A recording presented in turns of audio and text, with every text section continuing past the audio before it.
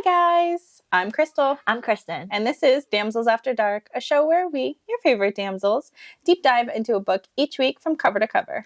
Every episode, we will discuss a few chapters while we give a complete walkthrough, while we rant, obsess, analyze, all of it. And this week we are still doing our favorite Harry Potter fan fiction, Manacled, and we're covering chapters or flashbacks 26 through 30. The fan fiction is free to download, and we always provide the link down below in the description. If you don't want this book's secrets revealed to you, please come back and join us when you're ready. Without further ado, let's jump into it.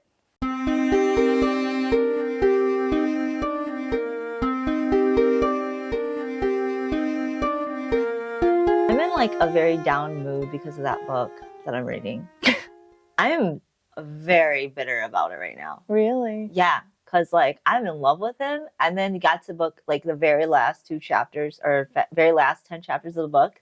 She finds out that some bitch was, like, she gets there early to, like, after her mission, and she gets there to go talk to him, and she just, like, resigned herself to the fact that she does want to marry him.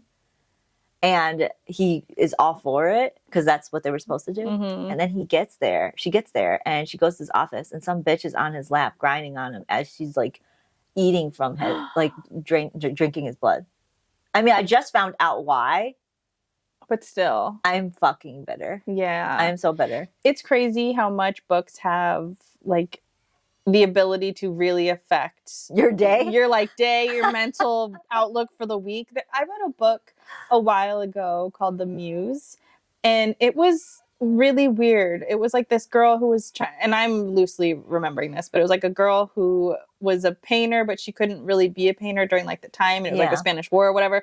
She falls in love with this dude, and it's like a summer romance. Then she ends up like at the very end of this book walking in, spoiler for anybody who's reading news, walked in on that guy fucking her mom. I can't. And I was like fucked up for a while, like just feeling disgusting for like the longest time, because obviously like they're setting it up like he's hitting on her, like it's this romance in the book that you've been waiting for, and then this happens and you're like, wait, what? Yeah, no, I am like thoroughly just aggravated with that kind of scenario, but like I know why, and I'm starting to get over it because it's a legitimate reason as to why it happened. At least there's a reason. I'm just still, there's no reason to fuck somebody's mom. No, there's no reason. The reason was that he wasn't that into her. That was the reason. That's not a good, that's disgusting. But yeah, no, it's just like, it put me in a downer mood. Like, and it's funny because like I read it 2 days ago when that actually happened. Oh, okay. So like I closed the book and I was like, that's it. I can't do it. So I was like going to go back to it. I went back to it yesterday, and I was just like so bitter that I couldn't even read. And then something else happened where she was faced with that girl. And like, I was so mad. The words on the page were going like this. Because I couldn't concentrate. I was so angry that the words were like this. I'm like, I can't fucking read. I can't fucking read this. I love it. Yeah. So, I mean, it's great. The books are great. It's just like when we were reading Manacled. It's hard. Yeah. Yeah. Like reading Manacled. Like, what kind of mood did it put us in forever? We were in depressed. I was depressed. And I'm going to say right around this time is when I start getting fucking furious. Like that level of furious with Hermione. It's not in this one. I think it'll be in next week's. I think it is in next week's. But this was this is why, because they have a moment. They have many moments. They have many moments. And then fucking Hermione is Hermione. Yes. And so I was at that level. I remember just pacing back and forth. Like, what is she doing? Why is she an idiot? Cleaning the dishes. Like, I don't fucking understand this bitch. It's 3 a.m. and I'm doing like anxiety circles around my living room trying to think about the book. I know. We were like texting each other like, what is going on right now? It's traumatic. Like the amount of fictional characters that influence our day-to-day life is just like physically like I'm physically altered. My heart is beating. I'm like, my heart is breaking. I don't remember where I read it, but something said on the internet. I mean, of course, it's on the internet. It's true, right? But no, I read somewhere that that like reading these stories, like if you're reading a love story and you're falling in love with the character, it's almost as if you're falling in love in real life. Yeah, and I feel that. Agree. Yeah, I agree with that. I was in love, man. I feel like I was cheated on. When she opened the door and saw him, I was like, I thought I saw him. I was so devastated. Triggered. I'm triggered. Yeah, when she ran out the door, I was like, I'm running too. Like, fuck him. That's so funny. That's when you know a book is good, though. Yeah. Like when you are literally that character. You've assumed that personality. Yes, because he cheated on me last or 2 nights ago. That is, yes, Yeah. that's the magic of books. Not a lot of books have really accomplished it to that level where I'm like really into it. Yeah. Manacled is one of them. Definitely Manacled. I don't know that I can say another one that's on Manacled's level, but there's some good ones I've done. Like I would say Akatar did it. Akatar, in a slight way for me. I'm actually, to be honest, I was more of a Blood and Ash. I felt like I was more involved in Blood and Ash, and then this series, to be honest, the Ember and Shadow or whatever. Mm-hmm.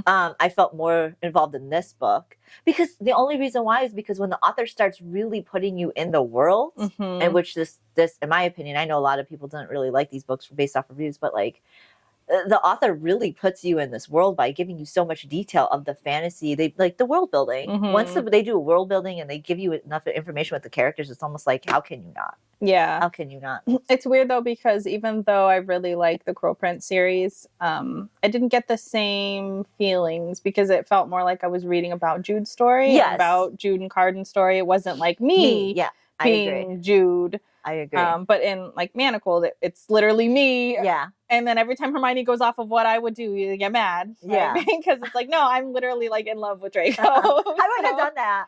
I would not have done that.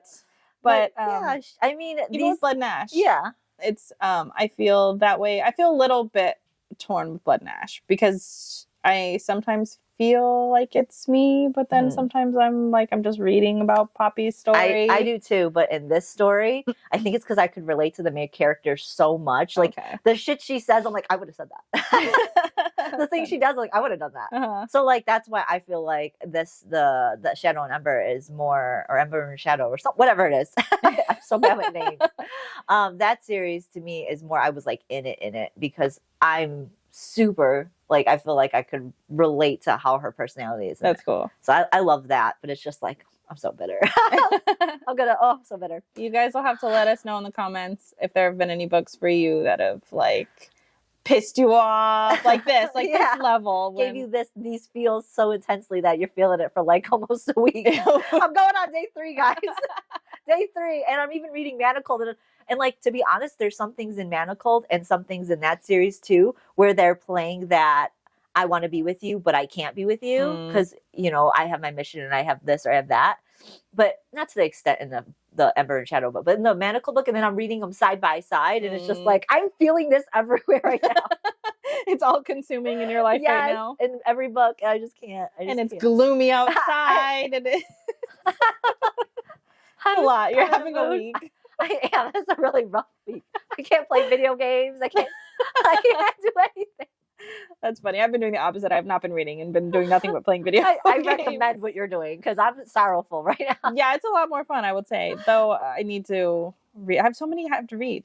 I know. So many books. I know. And you know, we're almost at the end of season 1, and we're trying to prep for season 2 pretty soon, which you guys get like a trailer episode or whatever. Yeah, we're gearing up for that. Yeah. So yeah, we have lots of books to read in the upcoming future. I know. I need to stop playing games. I need to read some books. I mean, it's not a bad thing. I'm playing Baldur's Gate, so it feels like it's a story. That's why it's taken over my reading time now, because I'm like, well, now I'm playing a choose your own adventure book, which those are some really good books. I agree. I wish they did more of that in like this round. Oh, that would be fun. Oh my god. Authors out there. I could use like a romantasy choose your own adventure. I don't think I would ever leave the house. I know, just be reading the book. Don't do that to me. I don't want to walk in the office and find my man with somebody else. Like, I don't want that. My life would be destroyed. Oh man. But yeah, I mean, other than my sorrowful week and your wonderful game time, 2 drastically different.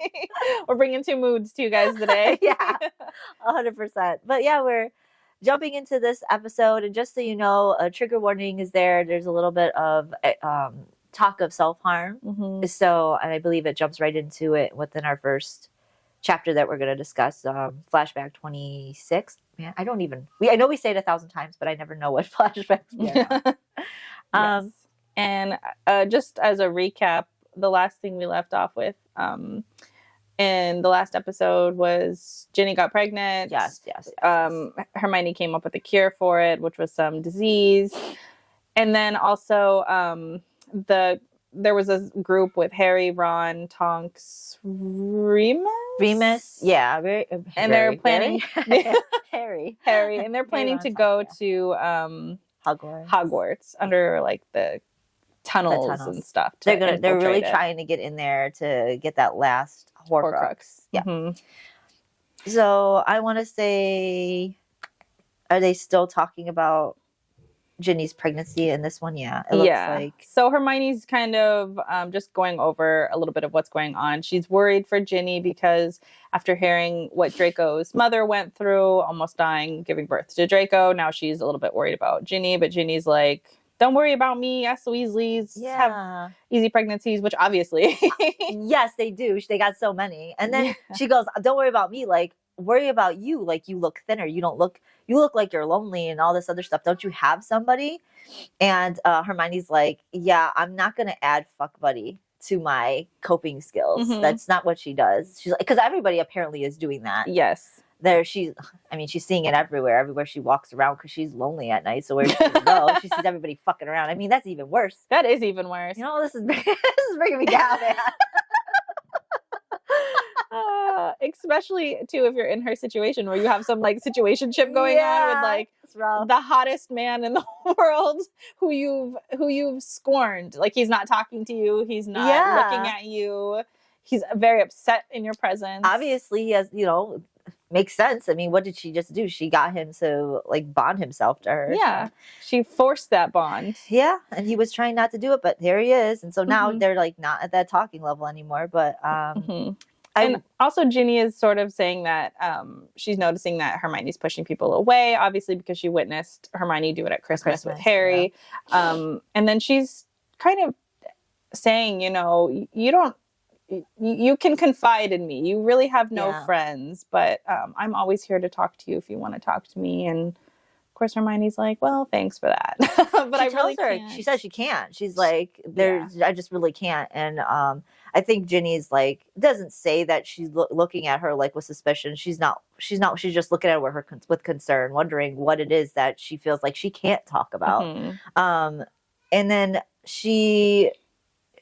obviously she knows that Hermione's not sleeping or anything like that. Hermione's just like, I'm fine. So, but when she leaves the room, she's like got these really bad tremors because she's using so much of her magic and she's not replenishing her own like well-being. She's not sleeping. She's not eating. She's not doing anything. And she's constantly using her magic for all these things. And so, she's getting these tremors. And she was saying that she's only sleeping for maybe like an hour or two every night. Yeah, since Christmas. And this is March. Mm-hmm. So that's pretty fucking rough. And anytime she does go into any room or anything like that, she just avoids people, avoids conversations. Yeah. So she can't say anything. No, she can't. She's in this predicament where, like, what does she have to talk about? Nobody agrees with her with the dark magic. Mm-hmm. Nobody agrees with, her they don't give a shit about her predicament. Yeah. And like anything that she would need to say to get off her chest, she can't say.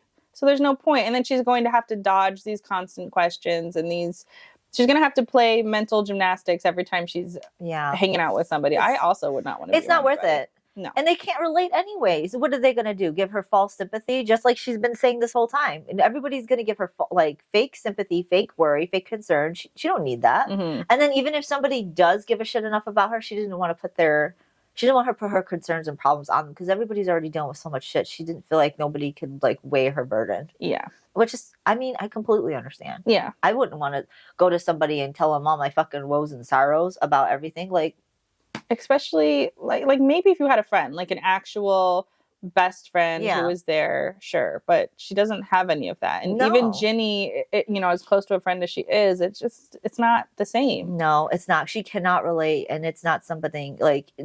And like a lot of them tend to give her advice instead of just listening. Yes. I don't know if Ginny would do that in this book, but I feel like she even would because she's still telling her how to do things and when to do it. I feel like everybody's doing that to her. Yeah. Mm-hmm. It's just fucking shitty. So when she's like trying to like get her moment, all of a sudden, she's training. Is she training at this point? She's training Padma. Oh yeah, in the hospital because she's working. Yeah. While she's doing all that, and so like when she's doing all that, like she hears Ron or Harry. Harry like busts through the door screaming, let me go. You left Ron. You can't make me leave him. So what it comes down to is, well, Harry's overreacting and going crazy, so they stun Harry and they levitate him to a bed, and I think they shackle him down so that he doesn't want to try and do anything stupid. What it boils down to in this predicament, I'm going to kind of like summarize this. While they were on their mission to Hogwarts, they were in a tunnel and it must have been trapped. And immediately dozens of Death Eaters came and started attacking them. And I believe it was Remus that blew a hole through Neville. Neville was with them. Neville blew a hole through the roof. Was it Neville? I think it was Remus. Remus blew a hole through the roof, and I think he got out first with Harry. And then Neville was the one who tried to like stop everything, and he got attacked. I think his arm got fucked up. Yeah, and his wand broke. Yeah. And then Tonks got out. They don't know how she got out. And I think Neville, I don't know who Neville got out with somebody. It said Neville and Anthony tried getting Ron because Ron got grabbed. And Anthony died. Yes, and Neville got hit with acid. And yeah, they don't know how Tonks got out, but then Remus got everybody out, and then they could apparate out. Yeah. And so while they did that, they left Ron. And so now, Harry's going crazy. And so the Order knows that Harry's not going to be of any value until they get Ron back, because he's hysterical. Which I get. Like, if somebody took my best friend. Yeah. I mean, completely. Especially, it's not even his best friend. It's literally his dueling partner. It's his brother. It's his brother. Like, of course he would be losing his mind. And not only would he be useless in that aspect, that he's just not thinking correctly, but he's only going to be thinking about getting Ron out. Yeah, he's not. He's going to be scheming behind everybody's back to get Harry or to get Ron out. So he's really a liability at this point. And so, if you watch the movies and read the books, the Weasleys have this clock that shows where everybody is in the family, and so they, Molly and them, they go and ask them about the, what it looks like on there, his hand, and it says he's in mortal peril. So he's alive. He's just not doing very well. And Molly said that I think she can't go. She's got to stay back. She's got to take care of everything. And I think a lot of Fred and George, I don't know if Bill, but Fred and George, I know definitely wanted to be there to try and save them. So they had a meeting in the Order to discuss this. But they don't want to jump in because Kingsley's point is that if we rush in right now, then they're going to know the value of who they took, which I think they would already know the value of who they took. But I guess you would make it more obvious. Yeah. And they have no intel. They have no intel about where he is, if he's alive. I mean, they know from the clock that he is still alive, but they don't know the state of him. No. How to even plan an escape to get out. No. So obviously he's saying he's telling Harry, you need to wait. You need to wait till we get some intel. And I think he looks at Hermione too. Like, I think it was, I don't know if it was Kingsley. No, it was Snape. It was Snape. Because they brought Snape in to ask him a bunch of questions about like where, yeah. And Snape was just like looking at Hermione in a very like brief, like, we could get some intel you have later. To wait, And then after this meeting, Kingsley tells Hermione to stand back, of course, because he's going to pretty much tell her to go to Draco. So what she does, he tells her, go to Draco, ask, I want this to be a top priority, get this information right away. And she goes, okay. Of course, they're going to do that. And then at this point, Hermione tells him, Harry's going to go. Yeah. Harry's going to go and do this. And Kingsley knows. Yeah. Kingsley knows. He's like, yeah, I know. That's why I put a group of people with him so he doesn't attempt to go alone. So if he does go, people are going to, the group that's with him is going to convince Harry to take them with him.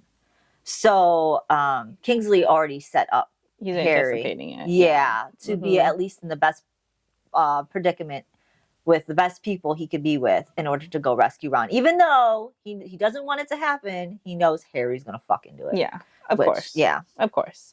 So Hermione does go to the shack, and Draco appears less than 5 minutes later. And of course she tells him, about well, he says this must be about what happened in Hogsmeade. Yeah, and he she's knows. like, yes, and now we need to get him out. And he was basically saying it's a suicide mission. There's no way. Like the place is swarming with Death Eaters. There's traps everywhere. Yeah. You're gonna alert them the moment you walk in. He says it's a fortress.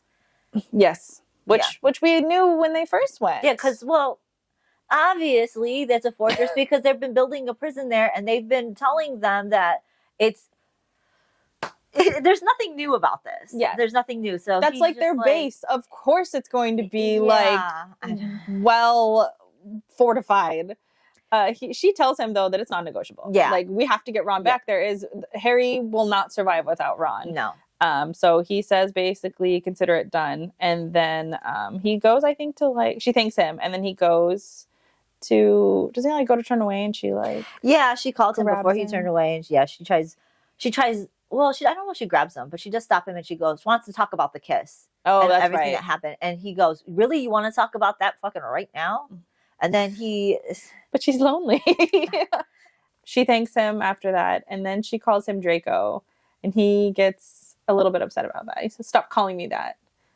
Because obviously he's still trying to maintain this distance between them. Even though y'all really crossed that bridge already. So but I think he's still trying to avoid even more feelings. I think right now he's leashed to her, but I don't think he's still bonded to her in a way. I don't think his emotions are completely he's still guarding his emotions. Yes. He hasn't fully grasped his possessiveness over her 100% he's still yet. feeling it out. It's still, and there she is trying to be hi Draco. So he tells her pretty much don't call me that. And she wants to talk about the kiss. And he's like, really? You want to bring that up now? Right fucking now? Mm-hmm. And I think she asks him at this point, why don't you look at me? Why don't you talk to me? Mm-hmm. And she said this last time they had a meeting. Mm-hmm. And I think he said, I can't remember what he said last time, but this time he really gives it to her. Mm-hmm. He goes, you want me to look at you, Granger? Fine, I'm looking. It's delightful. I must say, to see all that guilt in your eyes, I used to think the circumstances of my servitude to the Dark Lord were as cruel an enslavement as anyone could conceive, but I admit it pales somewhat beside you. I suppose no one realizes how light one set of manacles is until they have two. So sad.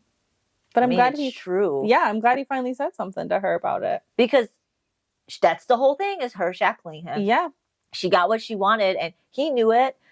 So I think he knows that she cares, but I think he knows that she cares for the order more. So he just fuck this. She straight up told him, yeah, I will never choose you over the order. So why would he why would he give her all his feelings? Yeah. Fuck this bitch. Fuck her. Yeah, no, I don't know. So sorrowful. Yeah, I am with him. And that he even goes on to say more too, so it's so hard. I know it's hard. I don't even want to say the next part. So I'm leaving it up to you because I'm in my feels right now. Because he comes up to her too, and he puts his hand on her throat, and he's saying that he has nobody to blame but himself. He knew what she was doing, and he let it happen, even though he envied her naivety, the fact that she didn't know that Kingsley and Moody and Snape all planned to have him killed in June. And when she was begging for her to heal him, he was like, yeah, what does it matter? I'm going to die soon. Sure. That's what ended up connecting them. That is what ended up connecting them. And he's like, I shouldn't have done that. Yep. That was his biggest miscalculation. And then he ghosts his hands across her cheek. His fingers are he's saying all this really sad shit, but he's unable to stop being romantic with her. I'm so I can't today. And then it's the worst day to film for me. And then Draco basically says that he helps keep her alive because she deserves somebody to care for her. Because obviously, nobody does, but but he recognizes that she's weaponizing her own guilt. That she weaponized her own guilt to use his. And then he says to her, so forgive me if I dislike looking at you. I'm still adjusting to all the way the new ones, which manacles, chafe. This poor man. I know. he's like he's like a big teddy bear. Like he just needs love, and everything around him is just coming at him. I just want to see her go like this. I want to get in the fetal position on the ground and just rock myself to sleep right now. Yeah, it's the depression. And the fact that she is so like, I don't know what she is doing. Was she just oblivious to what's going on here? Because she's like, Draco, why won't you look at me? Why won't you talk to me? Why are you mad at me? She's already got him leashed. Don't be playing these games. It's like, girl, you know what's going on. You know what's going on. You know his past. Oops, I almost dropped this. I'm so mad. You know his past. You know what you did to him. You know you forced him into this position, and you're sitting here fucking confused why he doesn't want to look at you. What makes me mad too is like she's still playing these games as if she's trying to like get him leashed. Because this is what her tactic was to get him leashed. He's leashed. You have him. Yeah. He said that. Yeah. You got him where he wanted him. So why are you doing this to him? Just be honest with him and say, look, I have feelings for you. I'm sorry. Exactly. I didn't want to do, but you are not. You're like, I don't understand. Why does he not like me anymore? Listen, bitch, shut up. I don't want to deal with this right now. Either be straightforward or fucking go home, or just do what you got to do and leave him alone, or like, just to play games. Fucking like literally sit down, like you said, and have a conversation. Apologize to him. I have feelings for you. I really have strong feelings for you, and I hate what I had to do. I hate the position that I was in. But no, she's fucking an idiot. She's got to be sitting here. I don't know. Will you just look at me, please? God, Hermione, I hate you so much. I fucking hate her right now. Then she goes back to Ginny. She goes back to Ginny and checks on her. Harry, I think, is waiting outside the room because he can't go in, obviously, because nobody can go in. I think only her and Dobby. Yes, Dobby can go in and see her. Because Padma, whatever, there's no way she can work on her. Yes. And I think she just, like, he's just standing outside there and she's going there and he's like, hey, I need you. Yeah. Hey, you're the best healer around. Now I need you. Of course. That's always when anybody be coming to her. It's like I'm stuck between this area of like feeling bad for her and like angry for her on her behalf, but also like absolutely hating her. Yeah, I am too. I get to a point where it's just like I completely understand. But when she's pushing them away, she's pushing them away for the sake of them and not pushing them away for the sake of herself. And it's like, I would be pushing them away because of how shitty they treat me. Yes. No, that's not the reason why she's pushing them away. No. I feel like she's doing something she does for the things that she does, I agree with, but I don't agree with her reasoning behind it a lot of the times. And then a lot of the times I can understand her reasoning behind it. I just don't like it. There's not a whole lot of things in this book that I like what she does for the reasons that she does it for. Yes. It's like, yes. So you like what she does, but her reasoning is stupid. Shot. Yeah.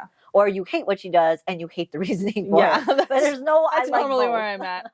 I mean, I don't really care why you're pushing them away. I mean, but I do agree though, because like you're pushing them away for the benefit of them and for the benefit maybe of you down the line, but not in the way that you should be. Like you're pushing them away because you don't want to deal with the ramifications of what happens after when they find out what you did. Not because they're assholes to you. And they use you whenever it's convenient for them, but then when they're ready to use you as an emotional punching bag. I know. I'm still bitter about it. Yeah. I'm bitter about a lot of things today, but like that's what I'm definitely bitter about. So after Harry says this to her, he puts an invisibility cloak around her, and then they teleport to Tonks's place. And there is Fred, Remus, Tonks, and Charlie. And to nobody's surprise, Harry has gathered these people. Well, he thinks he's gathered these people. Yeah, he does. He thinks he has, but Kingsley has actually orchestrated it. Yes, to go on the mission to save Ron. I don't know that Kingsley anticipated that he was going to take Hermione. No, he didn't anticipate Hermione. And I don't think he thought that because they were so up in arms with yeah. But I know he anticipated the other grouping of people. Yes. It's odd to me that he wouldn't have anticipated that he would have went to Hermione. Because who else would you have taken as a stronger healer? Yeah. They anticipated possibly whatever her name is, Padma. But like really you're gonna think her that's what I get really upset about. No, everybody underestimates a lot of Hermione's work as a whole, and then the one time somebody does like give her the credit for what she does, they use her for the worst possible shit. Yes, like in this circumstance, Harry, like I mean, I agree with if I'm gonna go rescue somebody, I'm gonna take Hermione. I'm taking Hermione. Yeah, I agree. Even if we're fighting. Yeah, you're the best healer. Why wouldn't I take you? Exactly, but the problem is that she is not a field in their eyes. They always gave her shit about it. She is not somebody who fights in the field. And then you're going to go bring her to one of the most craziest possible rescues, which everybody calls a suicide mission. Yeah. Well, the problem is that, as we'll find out, he thinks he's got some great information, so he doesn't think it's going to be this horrible mission. They were going after snatchers because Ron's been captured for 3 days now. Yes. They've been going after snatchers and grabbing them up and picking up scrolls. And apparently he believes this is good information. I mean, obviously it's not. It's not obvious. Like, why wouldn't they use this to their advantage? Yeah. Oh, you caught our snatcher with all of our blueprints. Like, you're a fucking idiot. Yeah. Why would a snatcher, like a random, not even a Death Eater, a snatcher, someone who's just been picking up people, why would they have blueprints to a place where Ron is? Yeah. And the problem is that he plays right into their hand because they're expecting him to be desperate enough to believe everything. Yeah. Desperate enough to assume that this is right. Why would he? You know why? Yeah. Because he says all of our intel has been good from picking up snatchers in the first place, because that's what people have been using when it wasn't. And so why would we not listen to it now? Yes. Which, of course, we know all of the information that they're actually getting is not coming from snatchers. It's coming from Draco. It's coming from Draco. It's coming from Floor. It's coming from Kingsley and Moody from doing their tortures. The dirty stuff. Yeah. So it's like, okay, I could see Harry's point in this because no one's telling him the actual fucking truth. But they would tell him the truth if he wasn't such a fucking retard about it. It's so like he's concocted all of this that's happening around him. Yep. So Hermione is sitting here listening to this fucking horrible plan, knowing it's a trap, looking at all of this going, this is an absolute trap. It is. She's trying to say to him, hey, do you think this is reliable? And then he says that. So she's freaking out. She's like, do I tell him? I can't risk blowing Draco's cover because... Of course she can't tell him. Of course she can't tell him. Of course he can't. Of course she cannot. Like, so it's like, and even if she did, you think he would listen? No. He would be like, what is wrong with you today? Yeah. You must have hit your head too. No, he's not going to listen. You're fucking Draco? Like, yeah, okay.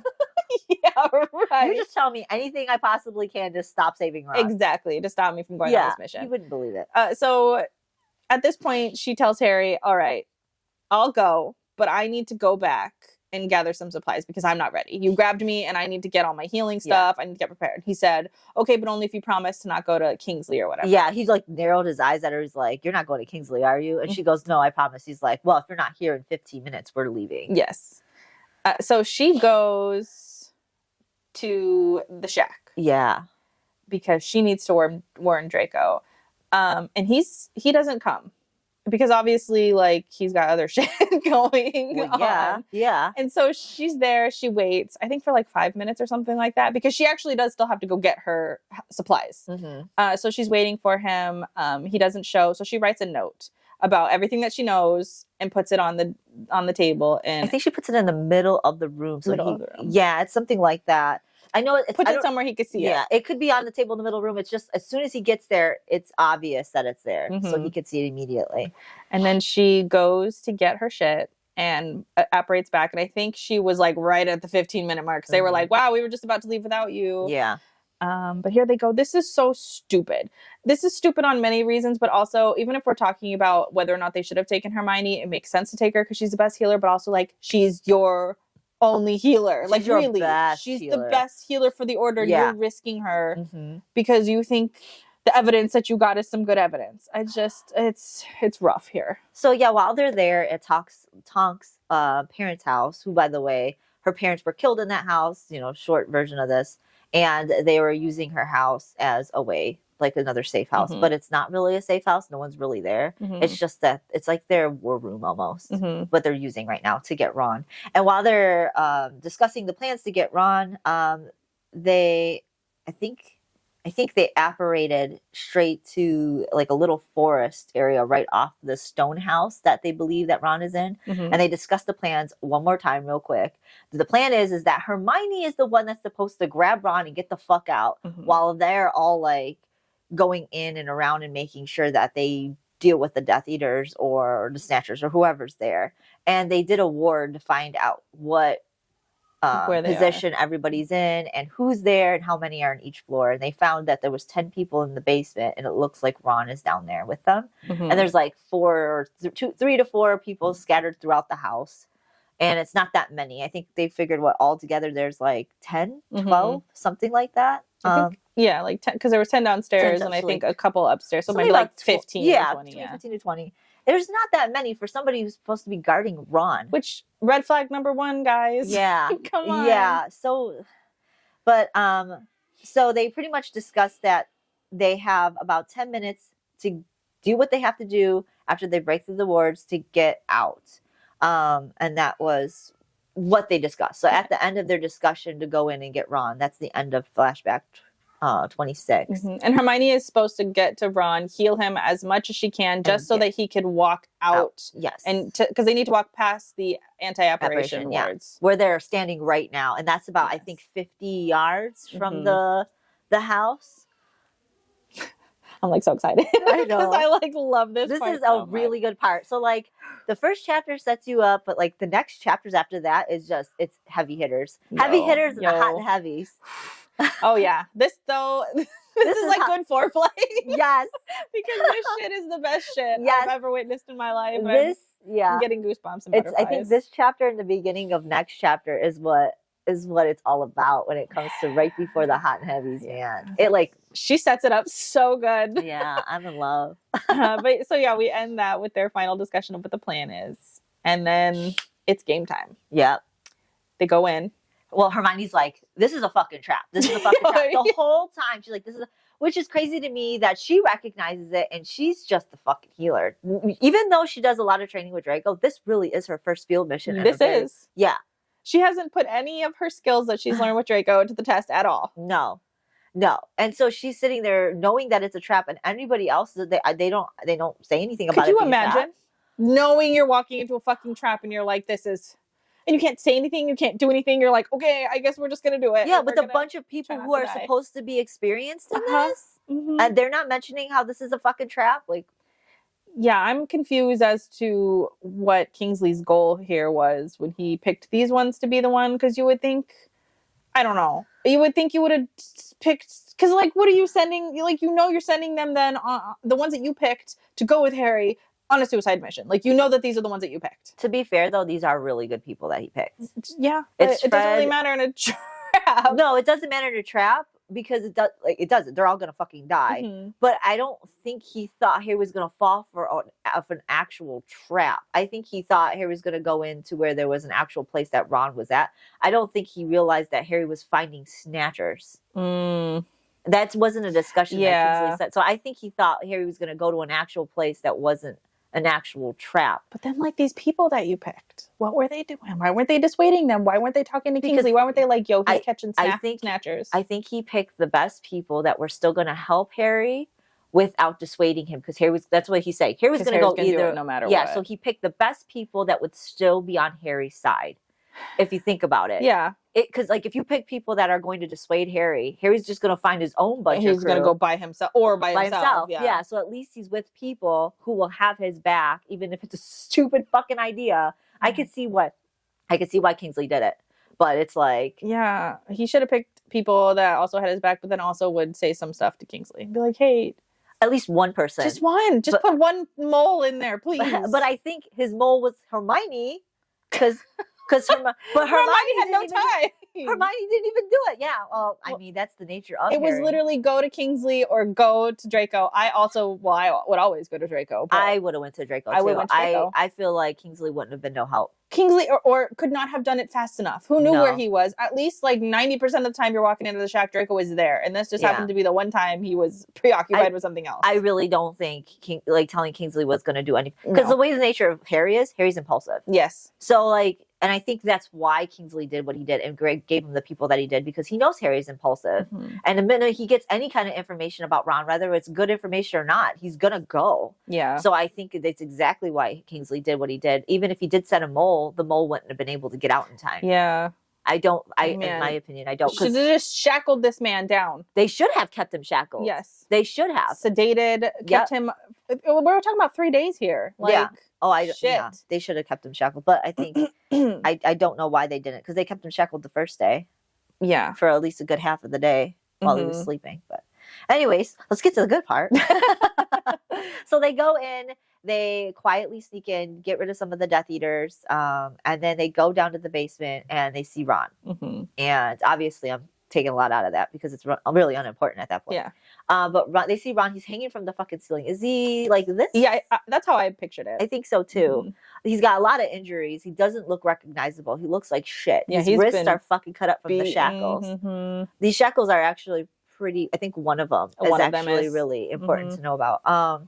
So Hermione does what she can to hurry up and heal him up as much as he can. And also, Ron is upset. Ron is upset that Harry brought Hermione. Yeah, because he couldn't speak at first. He couldn't speak at first. She had to fix that. And then once he could speak, he was yelling at Harry right away. First of all, you're an idiot for fucking being here because this is a trap. And you brought Hermione. Why did you bring Ron of all people? Well, he's a strategist. He's their worst strategist. He is. So he knew what our only real healer. You bring our only who's not battle trained at all. Why would you bring her? Yeah. Well, I wanted to get the troops back together. Well, he says I was going to bring Pema, but she can't walk. I don't remember if Ron knows that. I think he does. They probably all do. I mean, she fucking lost her whole foot. They were forging, but I don't know if they've seen her since. I'm sure they know, but you don't know. Sure Ron and Harry are their own fucking little world. Yeah, I mean, again, I think he just said she's the best healer. Yeah, why would you risk it with somebody who wasn't as good as her? Yeah, it makes sense. I agree. Bring Padma out there. But anyways, if I were Harry, I would, like you said, would have brought Hermione too. Anyways, so I would have thought I'm so great. I would just watch for Hermione. Yeah. The ego, the fucking ego. So he bitches at Harry for even doing this at all, but he's like, she works fast. She gets him healed while he's bitching. And there was one shackle she can't get off though when they take off the shackles. But she was able to get him off of like hanging position. Yes. So he does have still have one on his wrist. Yes. And then they take him out. They try to get him out as fast as possible. And I think they make it 20 yards halfway through the field when all of a sudden, like, fucking shit ton of Death Eaters just get there and start, like, going. They just start battling. That's just about it. They just start throwing stunners. Well, they're throwing stunners. The Death Eaters are throwing dark magic curses. Of course. The Avacadabra. The killing curses at them. Abracadabra. Yeah, everybody calls it abracadabra. It's I cannot say these curses. I've read them so many times. I watched it so many times. I am so bad with the words. Now, the plan was that, so everybody generally, like when they're dueling, they have their dueling partners. Now, Ron was supposed to stay and protect Hermione. And they told him that. They told him. He fucking dodged and left her. Yeah. I think he was trying to dodge. I think they were all trying to dodge curses and stunners anyway. So it made sense to, but he never went back to her. Yes. And I think he sort of snapped into his old, because they've been doing this for so long. So they have like their own, I think, just muscle memory at this point. Like you just go with your dance partner, if you will. And so that's what he did. And everybody did that with their partner.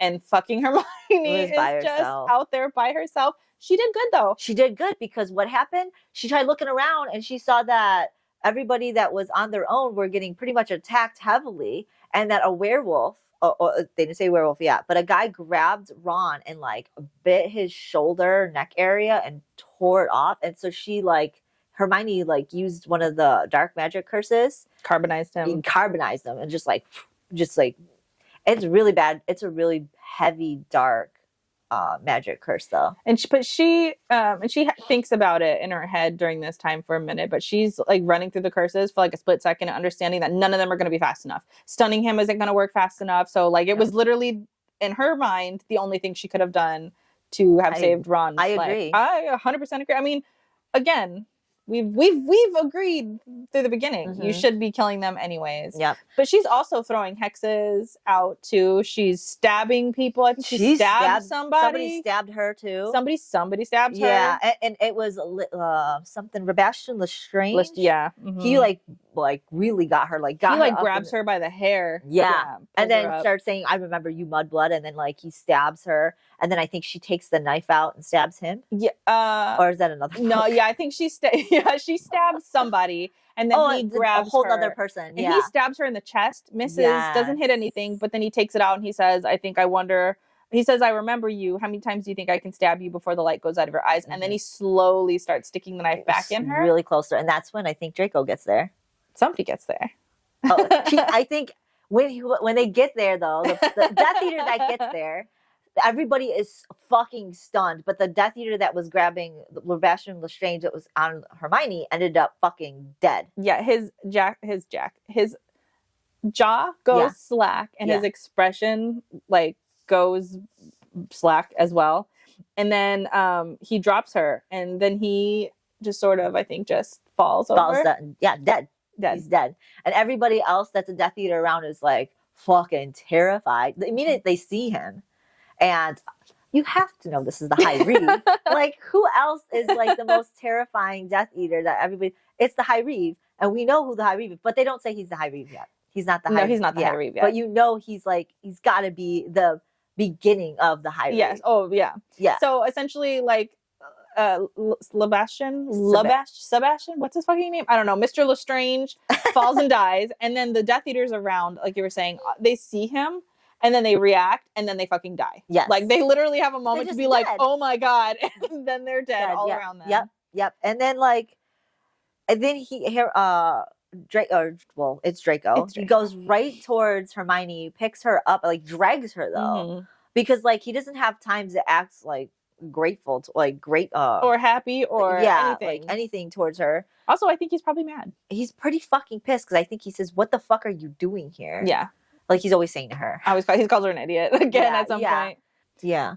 So he grabs her and he starts taking her off, or picks her up and moves her out of the field, and then he casts a spell on the ground, and it turns the radius surrounding him into liquid. Right. 15 Death Eaters immediately vanish beneath the surface, screaming. He canceled it, and he leaves them essentially to be suffocated underneath the Earth's surface. That's right. Because he like stops it while they're fucking sunken in the Earth. Oh, I love that. So then he also casts numerous nonverbal curses, dropping Death Eaters. And we have the quote here. He conjured a flock of 12 silver hummingbirds. Draco ripped his wand forward, and then tiny birds shot through the air like a hail of bullets, burying themselves in the throats and chest of anybody nearby without a powerful shield. He called the birds back, dripping in blood, and shot them off again. Yes. Oh my god.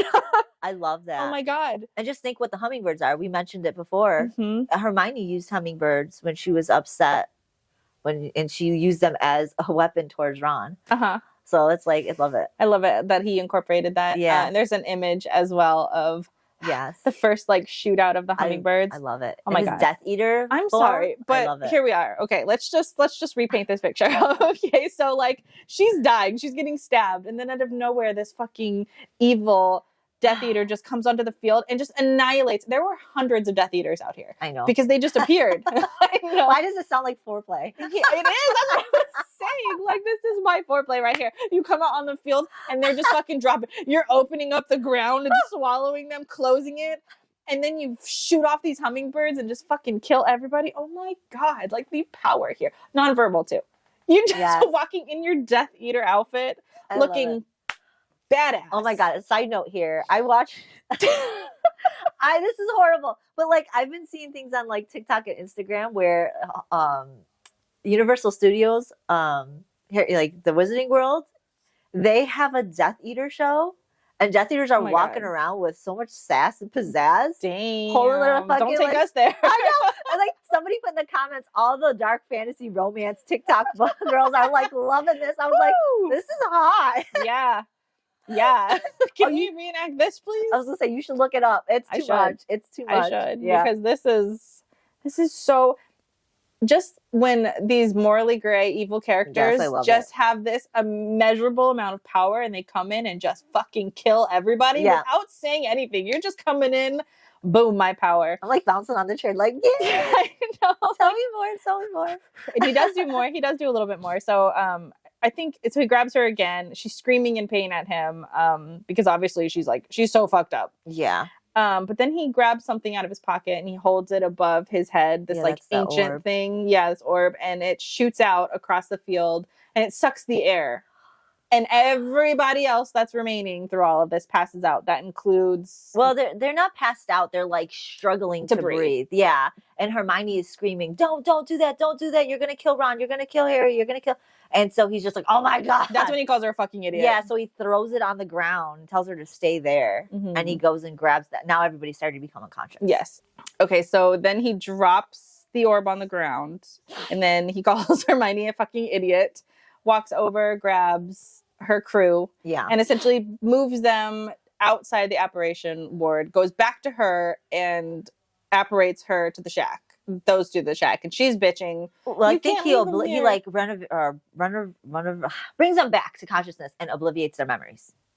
That's what. So that they don't know what the fuck happened. They don't know what happened. Yeah. So the last thing they're all going to remember is getting out of the shack. They don't remember any of the war. But that's not true, because Tonks has a bunch of questions about her fighting and how she was able to fight like that. They don't know, though. They're all oblivious. They don't know. They saw before that, but like up until like when Draco gets there, they don't remember. Okay. They don't know when he showed up. Okay. Yeah. No, you're so right. like because they're all questioning what happened, and nobody could give Kingsley an answer, and Kingsley out. So we'll get to that. Yeah. But like so he obliviates their memories. They don't know, and they get into like a confundus kind of state. So they're all just sitting there awake, but like, what's going on?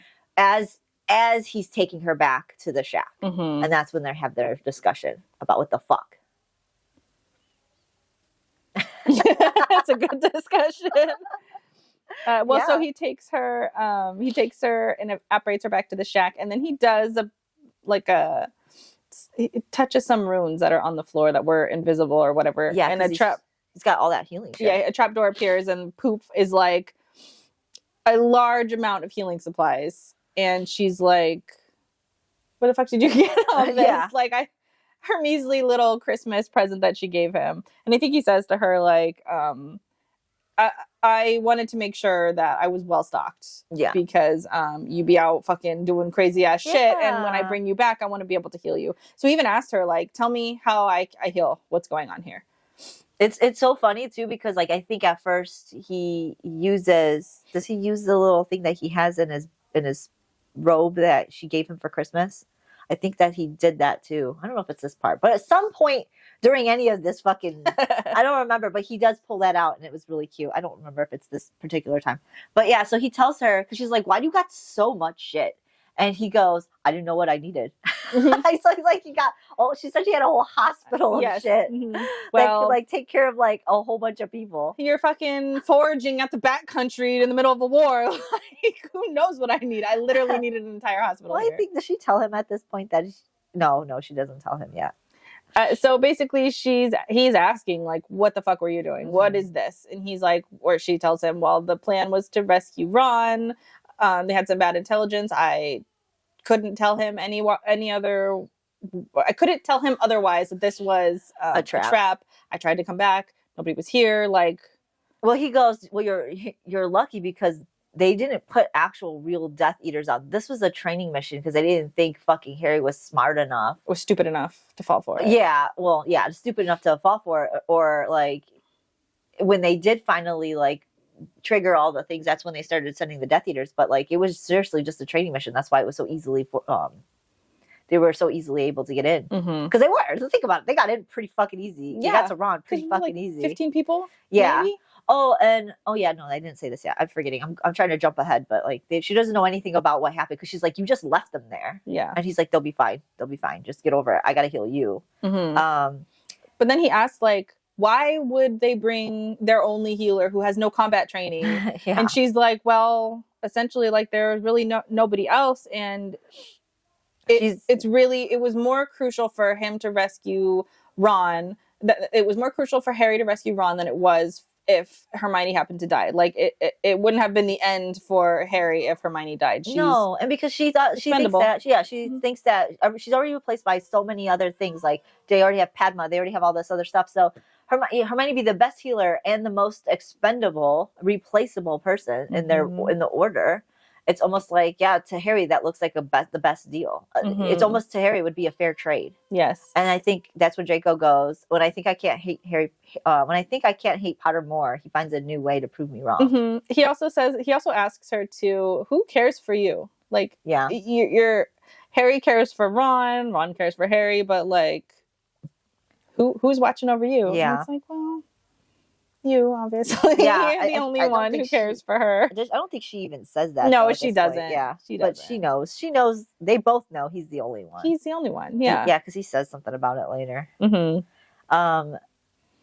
Yeah, and then so like he heals her, And she tells him that she needs to get back to heal Harry and Ron because they're all injured. Like Ron is really injured, by the way, like still pretty fucking fucked up. Well, yeah, he got by the werewolf chunk ripped out of him, and it's close to a full moon. I think the full moon's tomorrow, so he's got bitten too close to the full moon. He's gonna feel that, and so Draco told her that she's not allowed to go on another mission. And so this whole conversation happens, and he says, "Remind Moody that if the Order wants my continued assistance, they will keep you alive." And she goes, "You're doing this for your mother, not for me." And he goes, "She's dead. You're not. My loyalty was to those least responsible for her suffering. If the Order has decided you are an affordable casualty and sends you out to be mowed down, I will not be noble. I will have no compunction against exacting dual revenge. I will make Potter pay if he gets you killed." God, he's so hot. And this to her, Hermione's like, oh no, this is fucking dangerous. This can't be. She's so fucking stupid. This is her beginning thoughts of how she needs to like handle Draco in the future. She didn't expect this sort of possessiveness to manifest in this way. She's so fucking stupid. Because in my head, if somebody was like, yo, I'm not going to be noble if they send you out. If they decide that you're expendable, I'm not going to be noble about it. I'm going to fucking kill them all. I don't really care anymore. I would be like, oh my God, you love me. Well, that's the thing too, is like, I would think he loves me. I mean, I already said it. But like the thing is too, it's like, what did you expect? You've been telling yourself this whole time that he's going to be possessive. Many people had told you that he is going to make sure that he can take care of you and be there for you and keep you as his, like a little dragon. He's going to hoard you. Like, what do you think's going to happen? Yeah, do you think he would be okay with you being expendable? Oh, okay, yeah. He's just going to be okay with me going out and killing myself, going on suicide missions. Yeah, it's totally cool. It's fine. He lost his mother and he didn't want this situation to happen again. And now you're putting him in this situation. Of course, he was just going to let you die. Yeah, and she knew this. She's so fucking stupid. Yeah. But also, they have a cute moment here, too. They do. When he's healing her, she says to him that he was a natural at healing and he could have been a healer. And he says, that's one of the most ironic things anyone has ever said to me. Which, of course, he makes mention of this in the earlier chapters when people kept telling him this is doctors, and he was upset about he kind of threw a little bit of fit about one of the ones that said it to him. Because he's just like, because he killed somebody in St. Graham Mungo's. St. Mungo's. And he was like, do you think that they would hire me after I just ripped somebody's fucking in their lobby? In their lobby. And they're like, well, but it's funny that this is the original person who said it to him, so maybe that also triggered him a little bit. He's like, nobody else can fucking say that but my girl. Yeah, this is the first time it seems to be that it's been said to him. Because he said that's the most ironic thing. So it's like, it sounds like this is the first time. Yeah, which makes sense because he'd be using those hands for murdering. And this is really, and he has, because like she showed him on Christmas how to heal. And this is March. So like really he's only just begun to learn how to heal. Yeah, this is probably his first time again putting it in action at all. And and you got to remember, this is like what, 3 or 6 years before she was in Draco's manor as his sex slave. I can't remember how many years back. I think it's 6 years back. What the time frame of this? So I don't think so, because she was only in prison for 18 months. Was it 6 years ago that Dumbledore was died? And this is 3 years ago then? I think this is 3 years. Or a year and a half. A year and a half. Okay. Maybe, well, this is in March, so maybe 2 years. Yeah. Because she was only under there for a year and a half. Okay. 16 and then it was 18. Like, yeah. Whatever. But yeah, so this is that time frame. So this is like the really early stages right before he started getting really good at what he was doing. Mm-hmm. And it's like he's come a long way in that year and a half to 2 years, however it's been since this happened. Who knows really, because he still wasn't really super proficient at healing, because even when she got her eye pulled out, he was like, no, how do I heal the this? Natural ability of his wand use and the amount that she showed her was already, he was so good at it already. Yeah, and just that short amount of time, everybody's already saying, even like really good healers are saying he's unnatural. So like that just shows you right there, like how much time has went by and he's already gotten good at, he's just good at what he does. Yeah. You know? Yeah, he is. I know. Yeah. I was like, yes, he I'm is. so infatuated with this dude. Me too. And it was really that moment out on the field when he came in and just fucking saved her, saved everyone. He fucking killed obviously they're not really his own people. But yeah, he left not a single person standing. Yeah, a single Death Eater. Fantastic. I loved it. Loved it. So yeah, after Hermione and Draco have this discussion about her being replaceable for the Order, and he gets really fucking aggravated. I think, what does he say? So Hermione says she's got to go, and he grabs her by the arm and pulls her back, telling her that she's not replaceable. It's pretty much, don't think like that. That she's allowed to be important, and the reason why he even took the vow was to keep her safe. So it's like she did all this to keep her safe, and she's going around fucking doing this shit. Of course he would be upset about it. Yeah. Of course he's like, please, just all he wants from you is just to not kill yourself. Please don't die. That's literally it. He's already been through this trauma with his mom. I'm sorry, I'm silent because the next sentence is like, ooh. But yeah, he's going through all this shit. She's doing it, and he's like watching it happen in front of his face, and he's getting so fucking heated about it. Yeah. And she's just taking it as he's just angry with her. No, it's like he's angry because you are being, like, you're not making smart decisions. And also, like, you're not valuing yourself. Yeah, and that's what he says to her. Like, you're not expendable. It is not okay for you to view yourself as somebody who could just be a casualty of this war. Like, I care for you, and I don't see you as expendable. You need to stop seeing yourself, because you're putting yourself in harm's way because you don't think that you matter. But, like, you matter to me, which should be enough. Yeah, and her friends are like, he's even more mad because, like, these are her like most important people in her life are the ones childhood friends who are causing her to be this way and to feel this way. So he's even fucking really bitter about that. And there's a illustration here too when he tells her that you're not expendable. It's right after this little sentence though. So she goes to leave, and he grabs her, and he like looks at her, and he's got like a lot of desperation in his eyes. And Hermione's like crying, and she like pulls him closer because now they're like really in their feels, and they just kiss. And right after that whole thing, there's an illustration. So that's the end of flashback 28 or 27, and we get into flashback 28 with them still kissing. He's cradling her face, and they just like, I think she tears herself away from him, saying that she's gotta go, and he says he went to go grab her, pull her back in, but he stops himself from doing it, knowing that she really needs to go. And I think this is his last moment too, where he could just collect himself and control his feelings about his possessiveness with her. I think this is really the last moment he has the ability, because I think after this he has no control on keeping her. I think this is where he could still kind of like be like, okay, I can't keep her, and he just lets go and says, just come back to me if you need anything. And he watched her leave, and I really believe this is the last time he had control of those feelings. Yes, well, yeah, because after this he just gives in. He's not fighting. Well, because of what happened. Yes.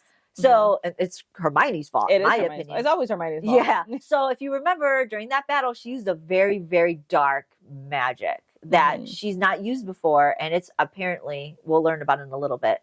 So she's starting to feel things already. She doesn't understand why she feels cold and stuff like that. And she just leaves and goes right to Tonk's house, where Ron and Harry and all them are. And the reason for that, they don't bring him back to the safe house because they want to make sure that he doesn't have a tracking device on him. Which he does. Of course he does. Yeah, it's the shackle. Yeah. Which they find out they couldn't get off because it's a new device built from Sussex, which mimics the manacles that Hermione had. Well, this is essentially the first generation. This is the, what do you call it? The prototype. Yes, of the manacles. And it needs a Death Eater to get it off. Yes. And that's all it takes.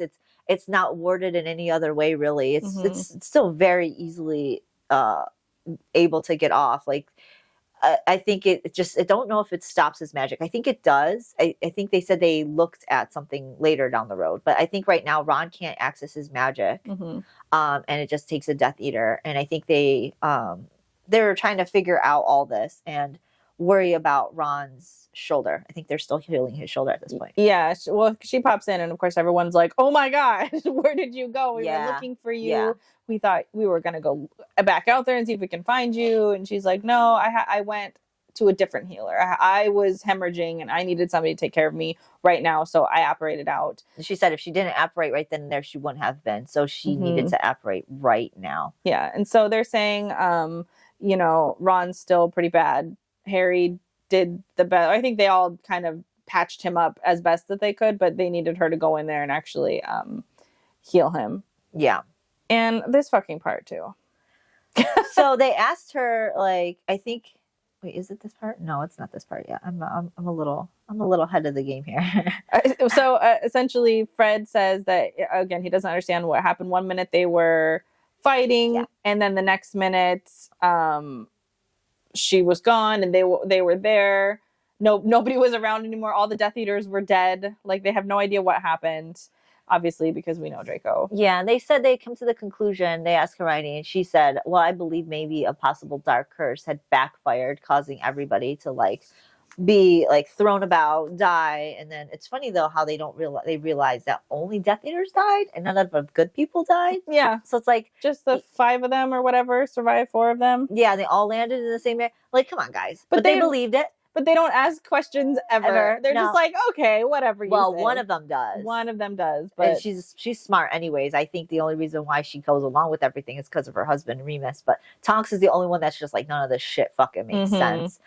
But then none of it. Fred also says that essentially like, oh, I agree with you using the dark magic that you used to get rid of the werewolf that was on Ron. And but she's like, but Harry... Just so you know, Harry, because she hasn't seen Harry yet. Because Harry's in the room with Ron right now. And she's just, you know, Harry's not happy about it. She's like, I don't know if nobody's been paying attention to anything that I've been saying for the last fucking however long this has been going on. But like, it should come as no surprise that I used a dark magic, because I've literally been advocating for us to use dark magic.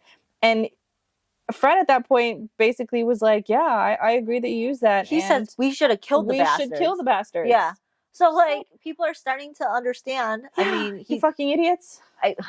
It's a little too late, but great. You know, great for Hermione to be able to be like, I told you so. So I don't even think she cares about the "I told you so"s anymore. No, she doesn't. She's well past it. She's just like, well, I told you guys. You guys don't want to listen, so but I'm still gonna do it. So then Hermione goes back into the back to go see Harry and Ron, really just to go patch Ron up. Yeah, he's been sloppily patched together, but horribly done. And Harry like jumps up and he's so happy to see her. He apologizes. He gives her a hug. Yeah, he gives her a hug. Ugh. Yeah, I don't know, because then they start fighting down here. Immediately, he's like, "I'm so glad you blah blah blah blah," but like, you should have done that. Do you know how bad that curse is? Blah blah blah blah. The same bullshit we always get into. So annoying. I'm not even gonna sit there and talk about it. I'm just. Ugh. And then while she's healing Ron is bitching to Harry, "You shouldn't have brought her." So they have the same, essentially, the conversation that they had earlier. But Ron is appreciative of Hermione. He doesn't blame Hermione for anything, and you know, if anything, he's thankful for her. And she just talks to him about the effects of what's going to possibly happen with the bite. Mm-hmm. And she's telling Harry as well, like, we need to be cognizant of the fact that he was bit close to a full moon. And Harry's like, no, not my best friend. Yeah, he's not going to he's not going to do anything. He's not going to be at harm. Oh, she's like, man. Yo, he could. Just so you know, we should be aware of the possibility. Yeah, she says, I've been doing this for quite some time. I've been around people like this. It changes you. It changes who you are. It changes what you become an animal. You don't know. Not my best friend. Yeah. He's too powerful for that. Yeah, it's fucking stupid. So, this is like, Hermione just keeps on healing him and doesn't even pretty much pay attention. Yeah, they start arguing about the fact that she used the dark curse, and she basically says to him that because he's saying to her, you used it and now you're going to have this darkness inside of you, and she's like, I don't care. She says, I want to win. I don't care what my soul ends up looking like. You were more willing to risk my life. You're more than willing to risk my life. I don't see how my soul is somehow more important, which that was beautiful, because totally fine with sacrificing her to save Ron, but oh my god, now that when she uses a spell of her own accord to save him. And then, no. And then Harry's just like, well, if that's how you feel. She never said any different. What the fuck are you talking about? You feel. At Christmas, she even says, I don't know how we could be friends. Even if we would have won this war, doing what you said, I still would have not changed my mind. She is not once swayed from her choice, just like you, Harry, have not once swayed from your choice. What makes you think that she changed your mind because you went on a mission with her? If anything, she was just going to show you what she's talking about. Yeah, to be like, look at it worked. Yeah, she told him, she's like, we had no time. Do you think stunning was really going to work in that predicament? Do you really believe that? Would you have really risked the chance of stunning him and to save Ron's life? Like, that wouldn't have worked. And then what? Mm-hmm. Like, and then you would have lost your best friend because you're so fucking you're willing to just die on this hill. So Ron, who's there, goes, Harry, I don't understand why you keep. Oh no, I think Ron tells Hermione this because Harry's left. He goes, I don't understand why you keep even fighting with him because he's not going to change his mind. And I agree with Ron, but I feel like he's siding with Harry and not Hermione. Yes. But still, like. But it's like a Harry who's bringing it up. It's not like she walked in and she's like, bitch, I told you, look, I saved his life. It's like he keeps coming to her and she's like, she's not going to let him just say some shit without her saying something back. It's just like, hey, Ron, shut up too. Like, why are you, if I were Hermione and Ron was telling me that, I'd be like, I'm not the one who brought it up to me. Like, you tell your friend that. Yeah. You tell your friend that I don't give a shit. And I say your friend because he's not mine. Yeah. And I've been not giving a shit. He shouldn't be surprised that I use this. Yeah. Why does he keep thinking he's going to sway me? It's not happening. Yeah. Like, it's so annoying. So go talk to your friend. Obviously, go talk to your friend. If he doesn't like the way I do things, then why bring me? Talk to your friend. Yeah. Why bring me? Like, you brought me here. And I think Harry says that too before he storms out. He's like, I'll never ask for your help again. Yes, he does. It's like, okay. She's just like, okay, fucking great. But you're always asking me for my help. Child. Yeah. I'm never going to ask you again. Okay. All right, bro. See how that works. Have fun. Yeah, see how that luck works. On your next mission. Yeah. Draco ain't gonna save the next healer. Yeah. So I don't know what to tell you, bro. Yeah. So while she's treating everybody else in the hospital that's in the area, I think they go back. I don't know where they are. I don't know if they're still at the Grimmauld place. I thought they were still at the house. They might be. I think there's other people there that she's just treating. And while she's treating everybody around the area, Tonks says to Hermione, you seem different. Something doesn't seem right. To get to the nitty gritty of this conversation, Tonks goes, who is your trainer? Because I saw you on that fucking field. You have been training, and that's not something you just pick up on your own. Someone deadly and dangerous is training you. And you used a very dark magic. You had to like go deep into the dark magic realm to pull that out and use it. She's like, you can't. Pretty much whoever is training you, whoever's there for you, you need to go to them because you're going to need that because dark magic does something to you. She also said to her, something doesn't seem right. Who came there to take care of us? Was it your teacher? So it's like Tonks is onto something. And Hermione's just like, I can't tell you. She stops denying it. She's just, I can't tell you. This is all classified. If you want, you can talk to Moody and they'll let you know. But also, I would just like to say in Hermione's defense, she is literally the counter curse division for this. So she doesn't need to deep dive with the teacher into the dark magic. She has these curses well on the forefront. Draco isn't teaching her dark magic curses. This is all on Hermione's own. Now what the thing is that she just hasn't used it. She hasn't used it. So I agree that she hasn't been shown how to shown these dark curses. She is in the dark, but she has seen the after effects of it. She knows how to counter curse it, but she has not trained. Her aim was bad, if you remember. Yeah, her aim was bad. But so the fact that she's able to do it in a moment during that stress and fucking get the aim. Yeah. That's what I think is Tonks talking about. Yeah, that's all of that is fine. But to talk about that she had to go deep into the dark world. No, meaning like if you went that deep into the dark magic, you're gonna need somebody to be there for you. Oh, okay. That's what I meant by that. Because like that takes effect on your soul and your body. And whoever's training you, you need to tell them that you used it because it's gonna affect you. And she said, so you need to go to them. Yes. Or find somebody. But like, who's going to be there for her? Which we'll find out. Who was always there for her? Yeah. We'll find out because she does. She tries to go and find somebody. But we'll talk about that later. Actually, like really soon. So after she has this conversation with Tonks, I think they go.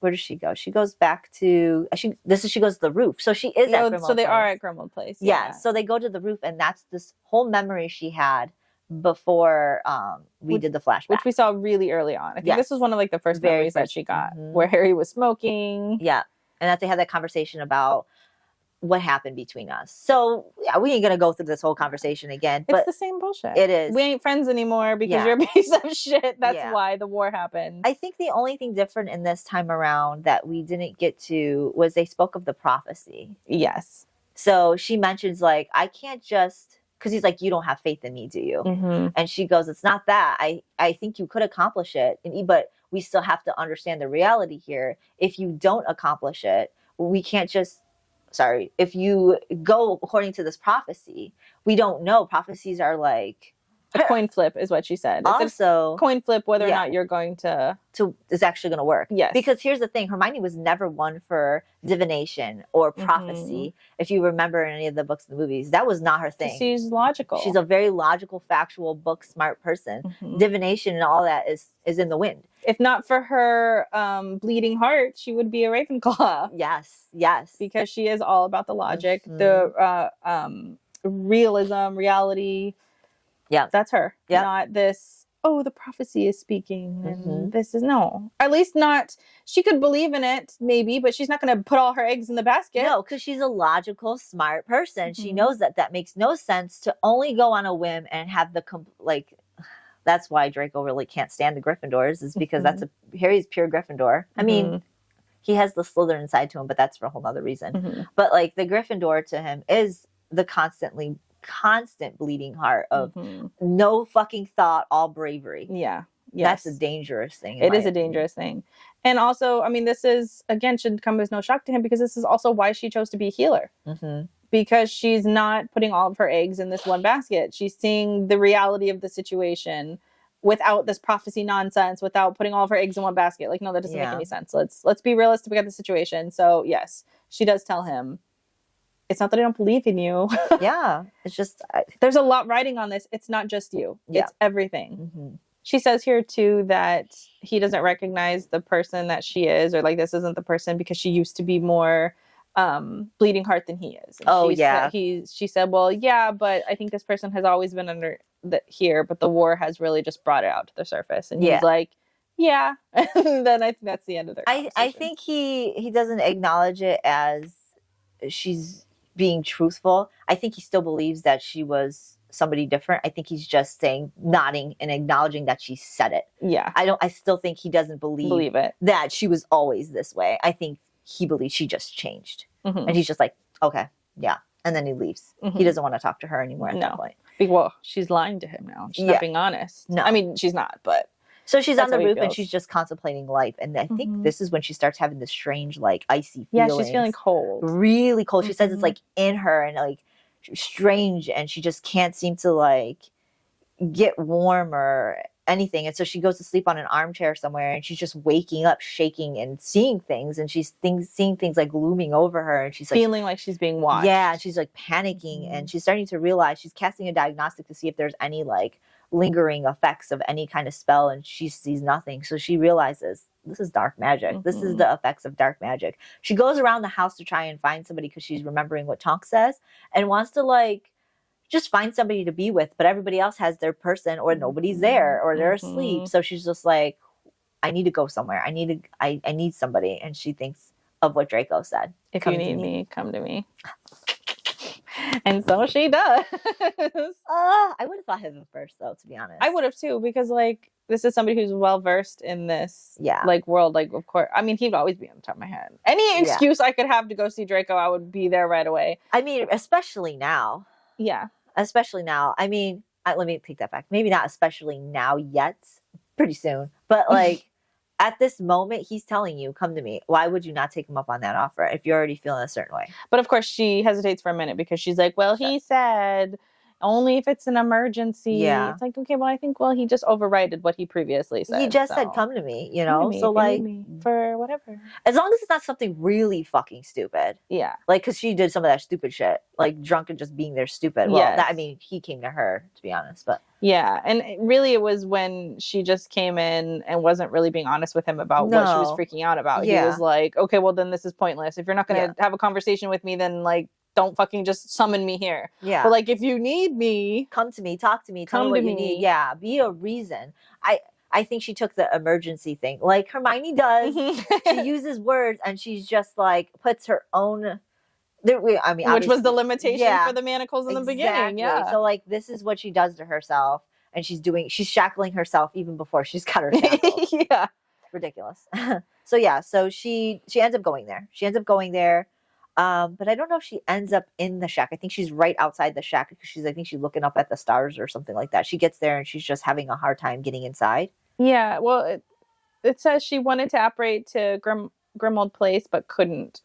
She's closing her eyes with her wand in hand, and then she feels something holding her head. Well, she gets to the shack first, And then she says that Draco's not there. She waits for a bit and she's just like, this is stupid. Why am I here? Okay. And then when she realizes Draco's not coming, she's just like, I should just leave.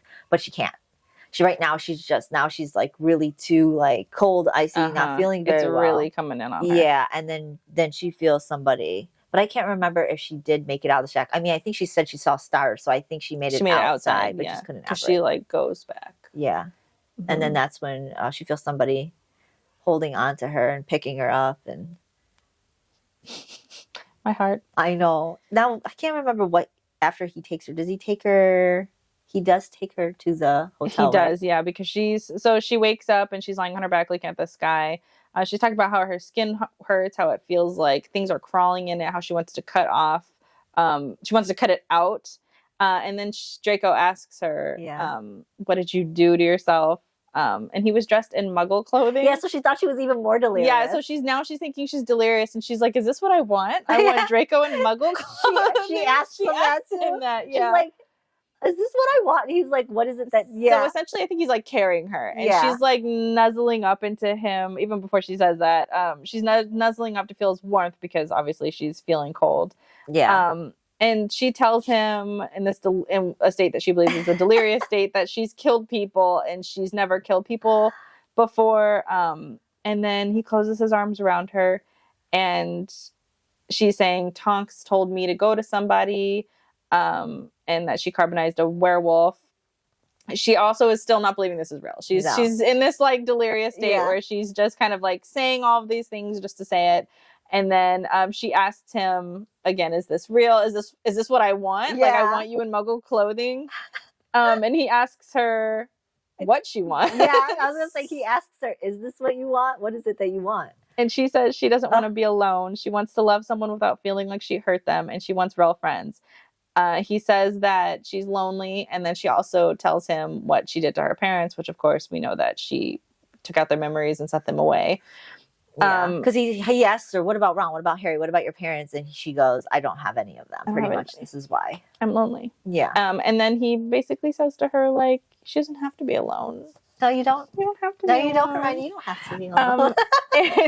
She says to him back that she doesn't get to care for him, which, yeah, I agree. But, he likes her, so whatever. But, like, no, she shouldn't because of all the damage that she's done. But let's have it, okay? But she doesn't deserve it because she keeps doing things later that also doesn't deserve it. No, she doesn't deserve it, but I want it to happen. So let it happen. She doesn't deserve this. No, but she's me and right now. So like, I'm her right now. So I deserve it. Okay? So essentially she's telling him like, I want to want you, but I can't want you because of all of the things that I did. And I can't want you because then if I want you, then I can't use you. And he says to her, use me. I would gladly. He says, use me. I won't take it to be more than what it is. I understand that you need to use me because you care about the fucking order. Bullshit, Draco. I know. He wants her. He wants her. So this is my thought on this. He tells her just use me because like he wants it. So he don't give a fuck how it comes to him. Yes. And he's making her think that it's okay, but deep down inside, he's going to do what he needs to do, possess her and keep her, and just like, it's almost his form of manipulation. I was about to say, it's his way to get her too, because he knows. He knows because these feelings can't be faked for either of them. So if he's in it, and she didn't trap him with fake feelings. No. He knows that she really cares for him. Mm-hmm. So this is him turning the table on her. Yep. Because he is turning the table on her. He gives her some good stuff. Yeah.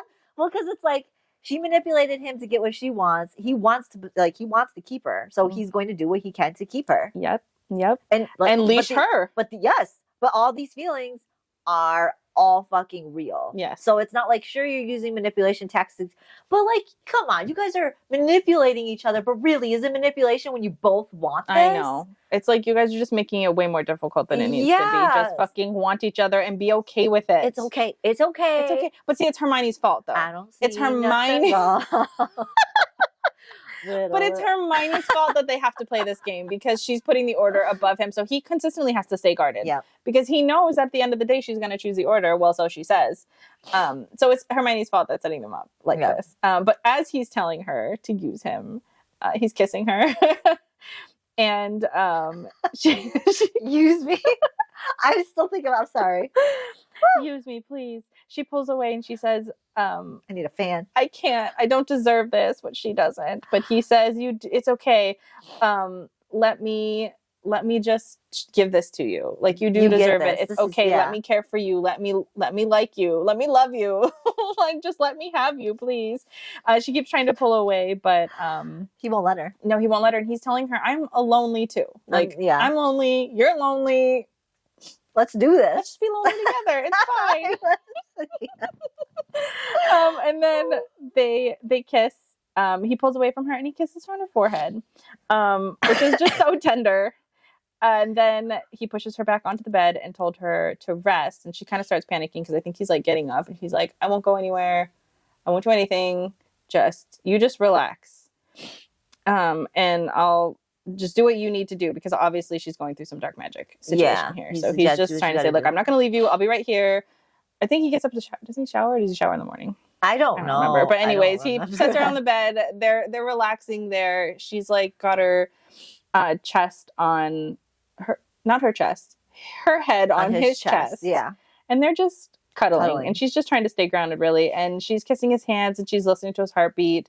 Then they look at each other. They kiss. And their kisses were slow. It wasn't seething or rushed or guilty. It was just desperate, because he somehow always made her desperate.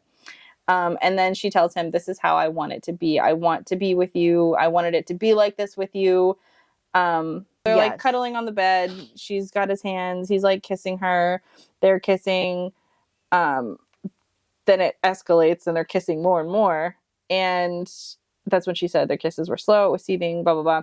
Hermione tells him then, this is how I wanted it to be. I wanted it to be like this with you. And then he apologizes and says that, because obviously, like, the first time wasn't. And he didn't know that was her first time. He didn't know that was her first time. So he's feeling guilty. So he's like, I'm sorry, but I want to give this to you now.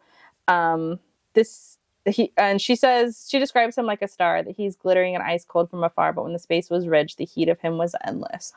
Okay, I got to pause here for a moment. Okay, so like, he knows that her first time wasn't the greatest, because obviously he knew after the fact that he was panicked that day. Like, even if he didn't know that was her first time, that was their first time together. So I think even then he didn't like the idea that their first time was like that. Yes. We got to remind you, it was abrupt and very horrible. Yeah, it wasn't passionate, right? Because he knew he was being pushed over the edge, and he was just sort of he was being forced to do it via his runes. It wasn't something that he wanted to, but it was something kind of like, it was just, like you said, it was his runes. It was just something that his runes were just like, I want this, and so it made him go through with it. Whereas this is something he generally all around wants now. Yes. Both of them. So it's not like, it's not about the order. It's not about their mission. It's not about who's got manipulation and power over who. It's seriously about just them connecting right now. Yes. And that's what she's meaning by, like, this is what I wanted. I wanted this. Just me and you. Yeah. Nothing else. The world is gone. And he is saying, yeah, please let me give this to you. Yeah. You deserve this. I do deserve it. Yeah. And then so they start like kissing deeply. They start removing clothing. He kisses every inch of her while she's removing her clothes. Of course, she stifles a sob,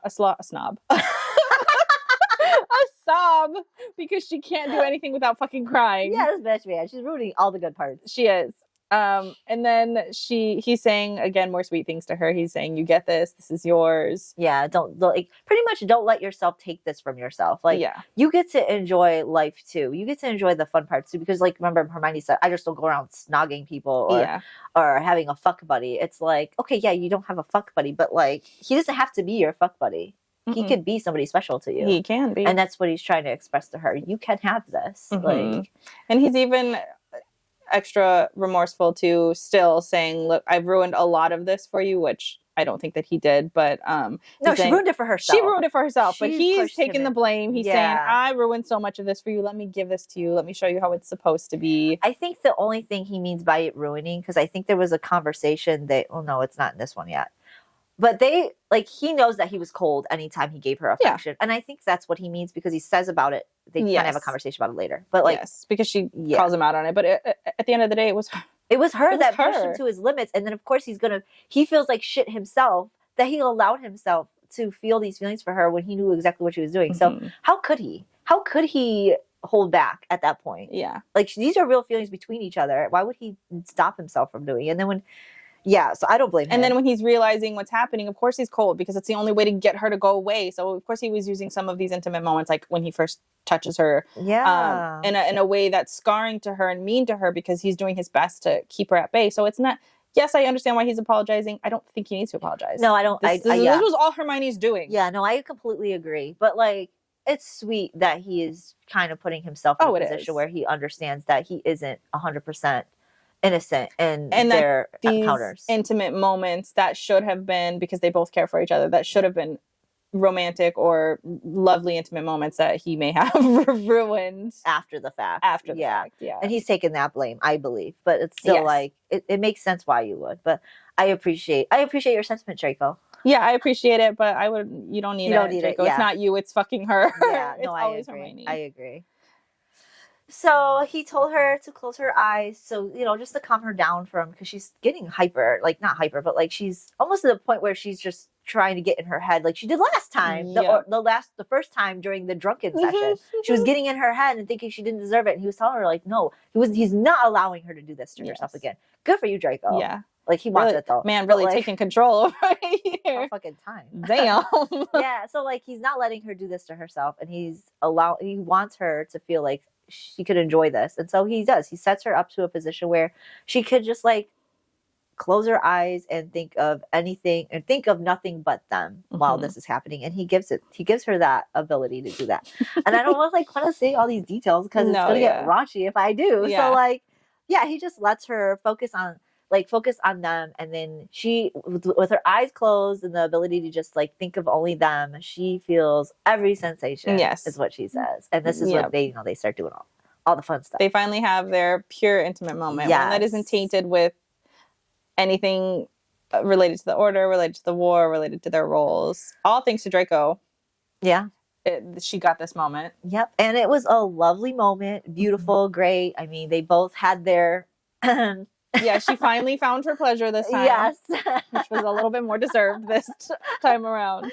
And so afterwards, after all the fun stuff and the wonderful kisses and hugs and loves and all that stuff, they pretty much, like, cuddle, they move in close to each other, and then they just go to sleep. Yeah, they look into each other's eyes, and he goes to her, "The moment I looked into your eyes, I should have known I would never win against you." And then they fell asleep against each other.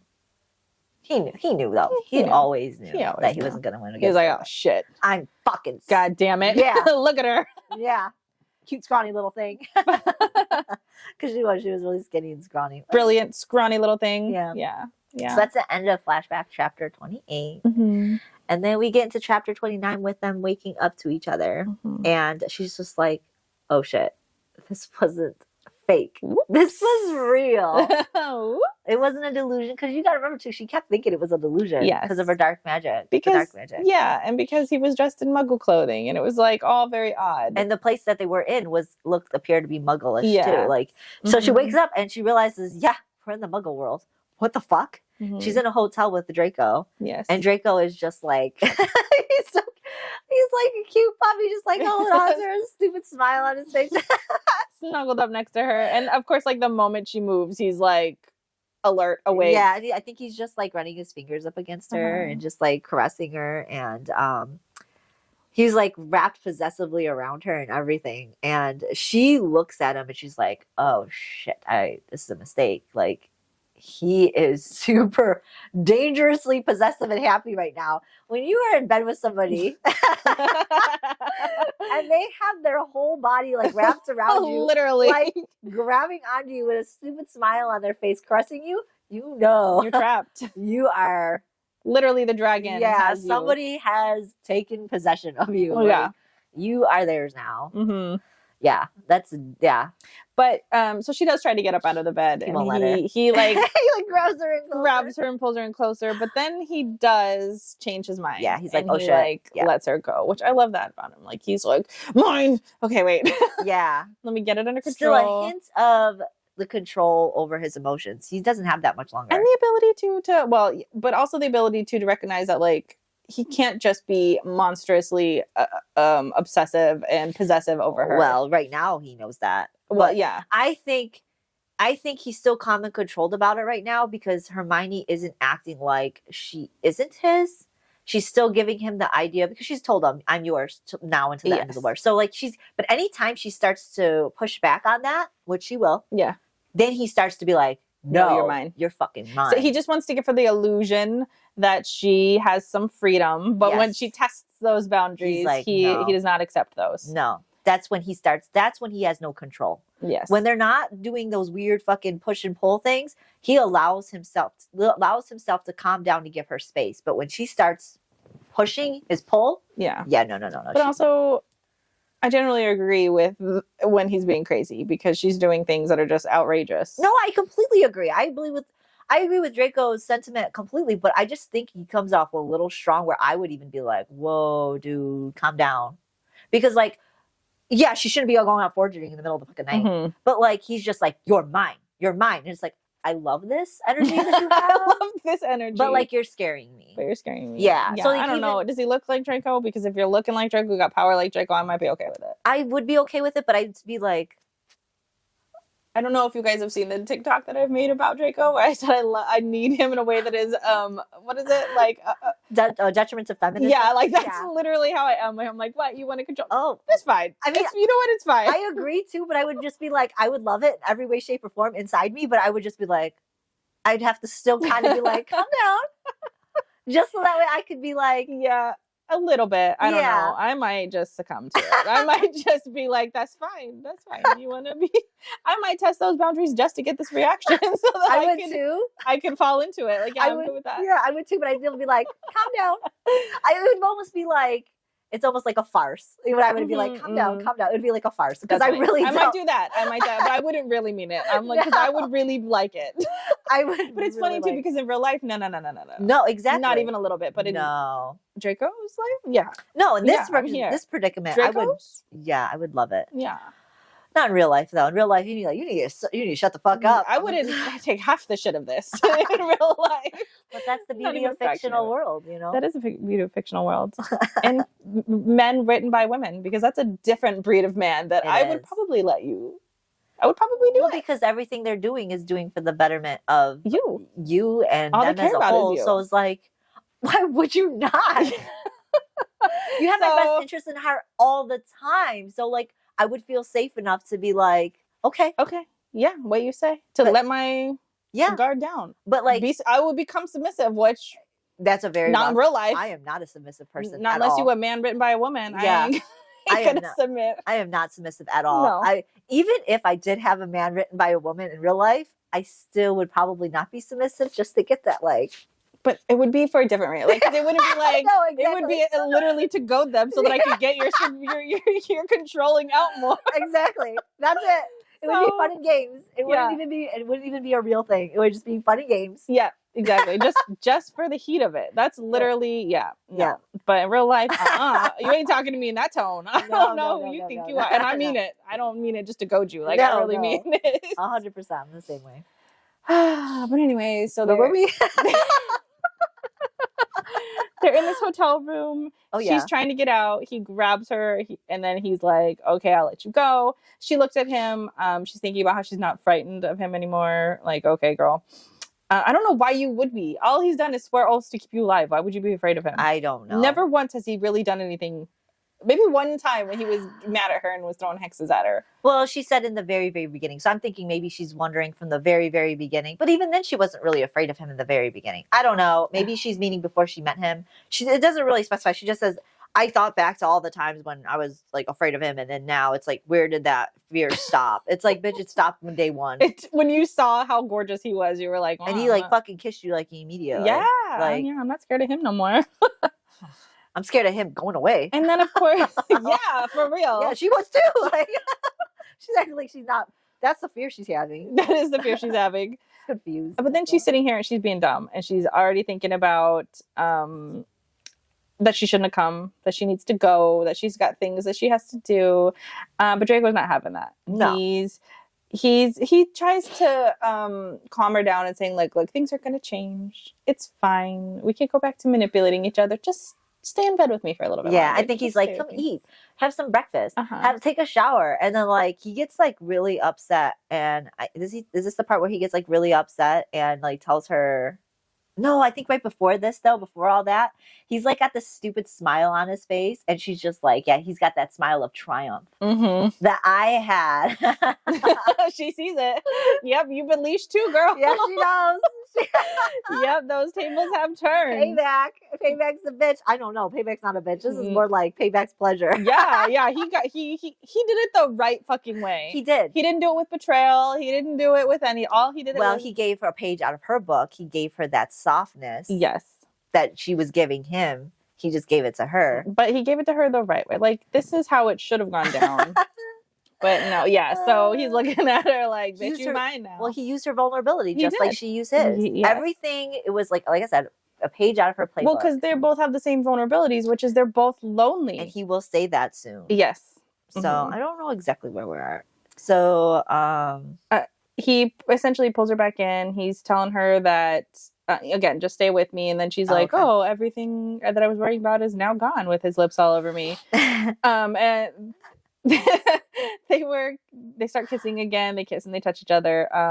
They have a moment again. They have an intimate moment. Oh, yeah. She says that she can see in this moment, too, because now she's not delusional anymore. She can see his control slipping away. Yes. And he's open.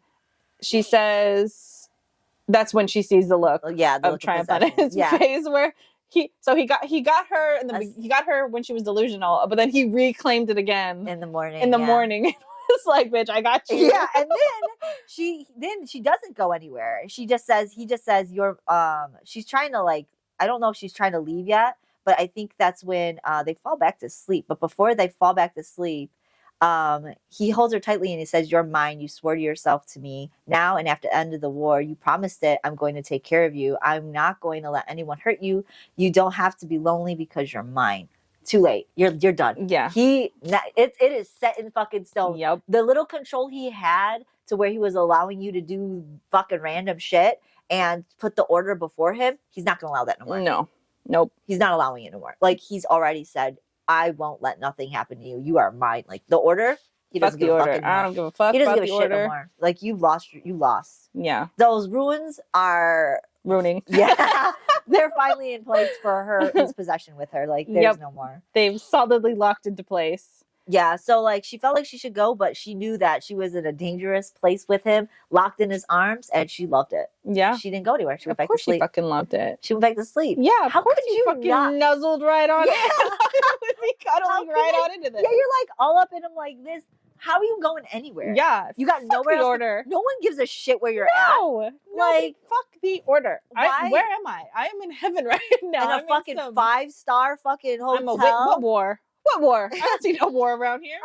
No one knows. I think he mentioned to her that the reason why he's even in a Muggle area is because nobody knows him there. Yes, they have a conversation. Yeah, they said the Death Eaters, if Voldemort needs him, they'll summon him, and if anyone goes to the manor, he'll know. Yeah, and then he'll go. So like, obviously, no one's asking for him either. Mm-hmm. They have this time together. Just enjoy it. Yes, girl. You guys barely ever get it. So after they have this like little snuggle fest, and she realizes that she's in the arms of a fucking dragon, a dangerous, beautiful, wonderful. Spitfire sexy, dragon. Powerful, hot ass dragon. Yeah. So she wakes up to him and he's just staring and caressing her. Like just looking at his treasure. This is mine. This is mine. Oh, he's so possessive. So possessive. So like she don't care. She like kisses his chest and like leans in and snuggles. And she goes back to sleep again. Mm-hmm. She's tired. Girl hasn't been sleeping but 1 to 2 hours. They since both Christmas. haven't. They both haven't. So they go back. I don't know if he's going back to sleep, but she is. And then she wakes up and it's almost evening, and Draco is like playing with her fingers, like just like caressing her fingers and playing with her fingers. And that's when she asks Hermione starts. That's Where when they have she the is, conversation. yeah. Like, how was she here? So yeah, so he tells her it's the Muggle world. No one knows them. Blah blah blah blah blah. And he also reveals here too that the reason he's not at the manor, obviously we can deduce, is because Yeah. his mother was tortured there, and so it's haunting. He doesn't ever go there, which also explains in the beginning when Why we he was see never there. why he's never there, and like his room looks like barren, Nothing. like Yeah. nothing's there. Yeah, so. And that the reason why he can't get the cage out is because it's like built into the floor, into the ley lines of the manor, so he can't get it out, and that's why it was there. He says he could still hear his mom's screams, and it's haunted. That's crazy. So sad. Oh man. And even worse that like he was dragged back there to live there to torture the woman he is now possessive over. Yeah. So he had to live there. He had to torture Hermione while he was there. Like this man.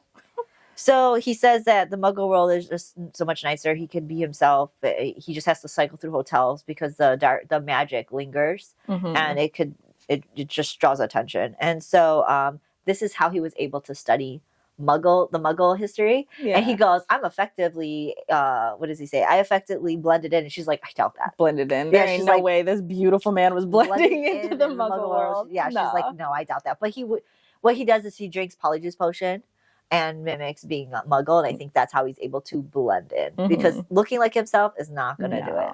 No. So Hermione asked Draco how he knew she wasn't aware of the Order's plans for him to be killed in June, and Draco said it was shortly after he said something to her about it, and she looked surprised and shocked.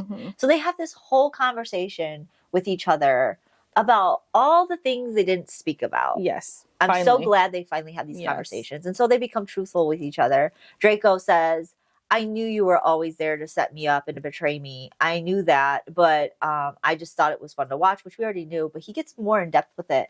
He says that he thought that she knew that they were planning to kill him earlier. Yeah, but he realized it. Yeah, when he said something to her and she was confused about it. Yeah. That's when he knew that she didn't know and that she was genuinely trying to heal him. And he was like... and it agonized him. It did. So watch this whole thing go down, and that he still just allowed it to happen anyways, because he's just like, what's the point? And it amused him. He says, I don't have anybody anyway, so might as well. Because he was lonely. Yeah, so... he said he started caring for her because he started realizing that nobody gave a shit about her and she deserved somebody to care about her. And so he too put himself out there to be there for her. Yep.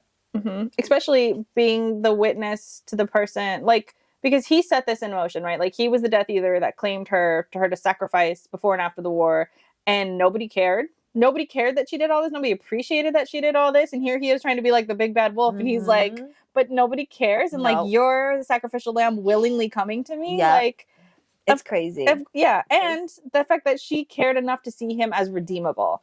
Yes. And so he, she thought that it wasn't going to be immediate, the idea to get him killed. She thought it was going to be years later. So that's why she was so... like, it came across as she was really wanting to heal him. In the beginning, it wasn't about her feelings towards him, even though we really know it was. She's trying to come off as, I didn't know. I thought we were going to use you for the intel for so long because you had great intel. I didn't think they wouldn't want to kill you that early. So Draco's like, okay, now that we're on the subject, what the fuck did you do to me? To save me. I don't feel normal. I feel like something's wrong. I've looked and researched everything I possibly find. I asked a bunch of healers and they're saying this isn't possible. Like, what did you do? And she gets into the discussion about when she was a healer or learning her healing techniques in Egypt, she received the Heart of Isis from the Egyptian hospital director and giving it to her in efforts for Harry to possibly use in case he wins the war. And since Harry was so adamant about is so adamant about not using dark magic, she was just like, well, he ain't gonna use it. What the fuck, you know? Yeah. So she thought it was best to use it for Draco. And she told him what's happening is that it's there's not a lot of scientific research on it or anything because they don't even want to acknowledge that these stones exist. So what they're doing is the stones are taking, it's like a constant purification ritual inside him that's taking the dark magic and purifying it. And he goes, he's like surprised by it, and she tells him she put it in his heart. Mm-hmm. And he goes, "You put it inside me while I was unconscious?" Yep. And she goes, "I didn't have any other way. I didn't have time. You were dying. It was too late. If I didn't do this, every ruin on you has its own dark magic spell and its own little entity pretty much inside you, telling you to do different things. I had no other way." Because she was trying to siphon the dark magic out of him, and it wasn't just working. kept coming back. So the only way to save him was to put this rune so that it would consistently be purifying him and not let the dark magic take control. And so she goes to him, which cracks me up, because she's just like, oh no, what he says, honestly, he's like, because she asks if he's okay, and he goes, "Yeah, I thought I was dying." He's like, "At first I thought the delusion and the hallucinations were me just being okay, and I thought I'm gonna die now." Mm-hmm. He's like, so he thought the idea of him getting better was actually him getting worse. Yeah. It was almost like hypothermia, where he's trying to feel warm again. He's feeling okay. I'm gonna die now. I'm glad you used hypothermia, because that's what she felt at the manor. Yes. But yeah, like, it's so funny to me, because he's just like in shock, and she's just like, "Are you okay?" And he's just like, "Here the whole time I thought I was dying." Mm-hmm. The whole time. He's like, he realized he was permanently fixed and he was permanently healed, like, when, I can't remember, like a few months later. Yeah. And that's when he actually realized he's gonna be okay. Yeah. That she did something that defied the laws of magic. Yes. Yes. And also she apologizes because she put it in him without his consent. Yeah. He's like, "Are you used to having to, like, people getting mad at you when you heal them?" And then so she kind of says some shit back to him, like, "You did. Every time I tried to heal you, you came after me. So, like, why wouldn't I have thought differently?" And yeah, like, this is where she lays it down for him, like, when we were talking about how he apologized for taking things from her, this is what I think he meant by that, because she brings up every instance where he was cold to her. After every time he showed her affection, he was cold to her. Mm-hmm. And then he explains to her, well, the reason for that is because I knew what you were trying to do, and that was my way of pushing you away so you wouldn't get to me. Mm-hmm. So I wouldn't have feelings for you, and I couldn't let that happen again. Mm-hmm. Just to backtrack too real quick, she tells him that he's immune to dark magic, using dark magic. Yes. Not dark magic attacking him. Mm-hmm. Like, because he says, I still get the Crucio curse, I can still feel it. She's like, yes, but when you use dark magic, it won't poison you anymore. Yes. But the dark magic can be used against you. And she says that the corrosion and tainting won't exist anymore. Yes. So think about it. He's got all this fucking power at his disposal, and none of the bad effects. All of the magic he could ever want and need, no effects. That's why he was able to, what you already said before, he was able to go across country to apparate. Mm-hmm. He was able to kill people left and right with ease now. Yep, as a high reeve, just because you got a taste of it. Yeah, you got a taste of it at that field where he was just killing people. Yes, we did. Sexy. Yes, we did. Now, it's my understanding too, and I could be completely wrong, but my understanding was that when Hermione was wearing this, it was also helping her to ward off, because she had to use dark magic in order to use the counter curses, to figure out the counter curses. She was being affected by the counter curses because she ends up starting to get residual effects of that. Yeah, I could believe that it's possible, because none of it said, like, there was no research on it, really. You know, she's mentioned that. They didn't have to put it inside him. Mm-hmm. She put it inside him because it was inside poisonous. The runes. So I think her wearing it was good enough. Yes. And because she wasn't doing dark magic. Yeah. She was playing in dark magic in order to do the curses. So it really ends up, and I think later down the line we'll talk about this too, but like, because in the after years she ends up succumbing to something, and I think really it's because she was still working on the counter curses without it, because she gives it to him really early. Yes, she's doing all this counter curse stuff while she already gave it to him, and we're talking months, years almost. So she gave it to Draco, so now Draco's able to do everything, and now she had no protection. Which makes sense too, because he's dying, she wasn't. Yes, and even if she did know that it was protecting her, she still feels that she's expendable. So she would have chosen his life over hers anyways. Yeah, You know what? If I was Hermione, I probably would have been in the same position. I would have too, because he's very powerful. He's needed. He's done more for the Order than anybody else in Yeah. the Order has ever done. I would have done the same thing Hermione did, to be honest. I would have done it. And I would have not cared. I probably would have, Draco probably would have been mad at me for throwing away my fucking sense of self-preservation too. Because I would have like, I don't care. Like, you're dying. I'm not. I'm going to put it in you. Yes. And you're the one who needs dark. You use dark magic more than me. Yes. On a daily basis to stay alive, to work for the Order. I don't see no other way. Yeah. And he's only going to become more powerful with it. She's really going to stay in the same position. Yeah. So after they have this whole conversation about each other, and they finally get to the nitty gritty of what's really been going on between them behind the scenes. Yeah, they finally lay it all on line. Yeah. Thank God. What a wonderful conversation that they finally had. I'm just now. Remember this. Remember these two intimate moments that Draco gave her. Remember this. Yeah. I want you to remember this honest conversation that they've had, that they've laid their hearts out on the line. Just remember this, because we're gonna come back to it. Yep. And so, like, after this whole thing, they get to this point where he talks to her again about, she says something about she having to leave, and he talks to her again about, like, no, you need to stay, just take a shower, eat, blah, blah, blah, blah, blah. And he starts getting huffy puffy about it, and she sees it, and she's just like, well, I should please. At this point, she's probably like, I should at least do something to appease him, because he's getting fucking. So she's like, okay, I'll take you up on that shower. So she takes a shower with him. I don't know. He orders food, doesn't he?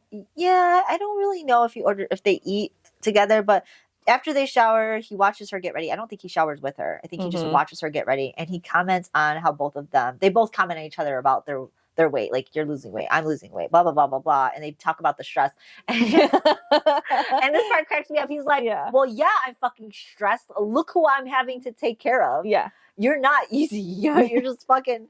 And she just acknowledged it. She's just like, okay. You're literally running off, traipsing, foraging in the forest. Like, it's fucking hard to care about you. When they have this conversation about Hermione saying, no one gives a shit about me, Draco's like, yeah, they don't, because they only care about their nurses. Because she's saying she wants to go back and work in the hospital. And he's just like, why? Why do you keep doing this? No one cares. They only care about their nurses.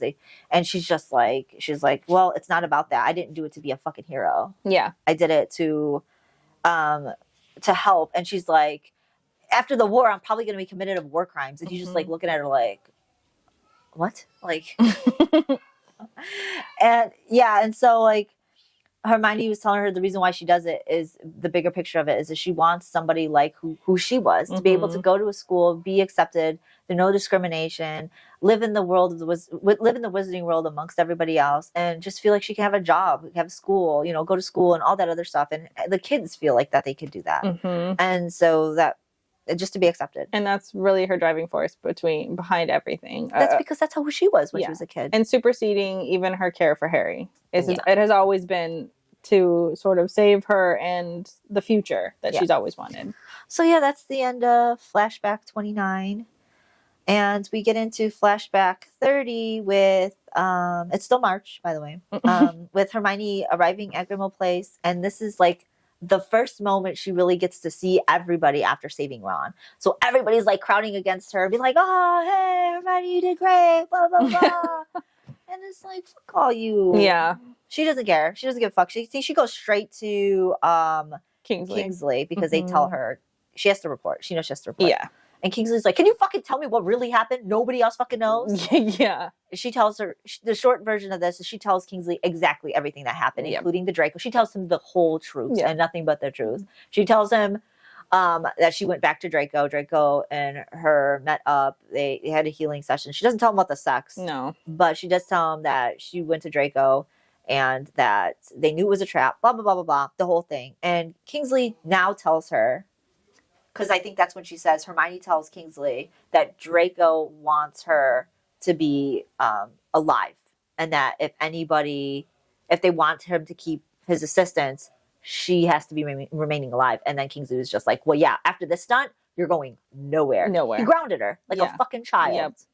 But in his defense, he understands that the only thing holding the Draco right now is not the Order. It's not any vow to the Order. It is literally Hermione. It is, yes. And the moment the Order puts her in danger, Draco will be at their doorstep, not a friend anymore. No. And they already know that Draco has those powerful runes on his back. They know the heart of Isis is in him. Yes. They know everything. He's now. unstoppable. Yeah. So now you literally have nothing to do but to lock her ass up. And he's locked to her, not the order. Nope. He's locked to her. And so they know that they're, and like Snape said, was it Snape? Yeah, Snape said that he apologizes for her being the most important person Yep. in this war now. Because, well, in the order, so to speak, because of that. And so they all know. So they're going to keep her hidden away and only at the disposal of Draco. Yeah. Her job, is solely for Draco now. Yep. They don't want her foraging. They don't give a fuck if she works in the hospital. Just, she needs to stay safe, essentially. You need to stay hauled up. If you want to work in the hospital and that's safe for you, do it. You're not foraging anymore. You're not going anywhere. You're staying here. The only place you're going is to see Draco. Which is really not too far off from what they originally sold her to do anyways. No, they were already getting to that point anyways. It's just after this, it definitely was. And so she tells them, hey, by the way, Tonks is asking questions. And he goes, we'll take care of that. Yeah. And they do. They do. You don't know right away, right now, but you do know that eventually they take care of it. But Kingsley tells Hermione about Ron's shackles and everything at this point too. And that they have some kind of trace on it and they can't remove it. They don't say anything exactly as to why or what the shackle's all about yet, which we kind of already told you anyways, but they'll get the intel for it in a little bit. Yeah, but even Hermione is noting that when they eventually get the one off of Ron, it's going to be out of date. By the time they get the information on what these shackles are, it's going to be late. It's going to be too late because they're already going to be developing new ones that you're not going to be able to get off. Because as soon as it happens, it's going to alert us. Yep. And then they know that it's not going to be useful. So she goes into that dilemma. Is it worth it? Is it not worth it? Is it worth it? Is it not worth it? Because all it's going to do is progressively get them better. Yes. At stopping. And that's like anything. If you think about it, it's like internet fucking viruses on the computer. Yep. You fix one, there's another one. It's just they only get better. Yeah. Because you're fixing their weaknesses or you're pointing out their weaknesses to them. Exactly. So Kingsley tells her that she could give a full report to Moody later. And while she was leaving, remember how we had this conversation about Snape and how he started giving a fuck? This is one of those too. I don't give a fuck. They wait too fucking long to give a fuck. Yeah. So Kingsley's pretty much asking her if she's okay. She says, I'm okay. And then he just tries to tell her, oh my God. In another life, we would have been best friends. And she's just like, no, I don't forgive you for this. No. And he's like, fair enough. Yeah. Fucking take all that. He says he would mourn her more than anybody else in the order. And she goes, well, you don't treat me like anybody else in the order. You treat me like shit. And he goes, well, I can't designate anything different from one person to the other. I have to take care of all your lives. I'm responsible for all your lives. So, even like I have to treat you guys all the same, even my favorites. Yeah, I don't know. How many of his other favorites is he selling? I think all of his favorites are the ones he's selling. Maybe. Here's the thing. It makes me think of work. Those people who work their fucking ass off day in, day out, their only reward is more work. Yeah, no, that's true. That is true. So that's what I think. I don't know, man. I don't know that I would sell my best friend. I guess they're not best friends. No, I don't know that I would sell my fucking best friend off to fucking as a slave. Nope. Sorry, pick someone else. Not my girl. I think the only reason why he even has any respect for her is for the amount of shit she is doing. I don't think he would have gave a shit otherwise. No, because of what she did. Because she did sell herself off for the order. That's the only reason he cares. And that's a shitty way to respect somebody. Yeah. Oh, thanks. Thanks for selling your fucking soul for me. I respect you. We would have been friends. Absolutely fucking not. We would not have been friends. No. Nope. So after that fucking stupid conversation, she does tell him, she's like, you don't have to apologize. I would have done this anyways. And if you didn't ask me, I would have offered. Yeah. Well. Stupid conversation. So Snape comes in with the report of the shackles. Yes. And that's everything we just said already. It's very similar to the manacles that Hermione has in the very beginning of the book. Mm-hmm. And they say that Death Eater has to be the only one to remove it. And that once it removes, Sussex will know immediately. And it has to be a Death Eater that does it. They come to the conclusion that Kingsley will allow Snape to remove it. Ron is still at Tonks' house. Yes. So they have this whole idea and plan to get as many certain people that are going to be there ready for a battle. Because once it comes off, it's going to alert them. They're going to know where they are. And so their plan is to polyjuice everybody who's going to be there so that they all look like Harry. They all look like Harry. And so she has to make all the polyjuices. She's giving it to everybody, watching everybody turn into Harry. 24 of them, I think it is. It's a lot. It's funny.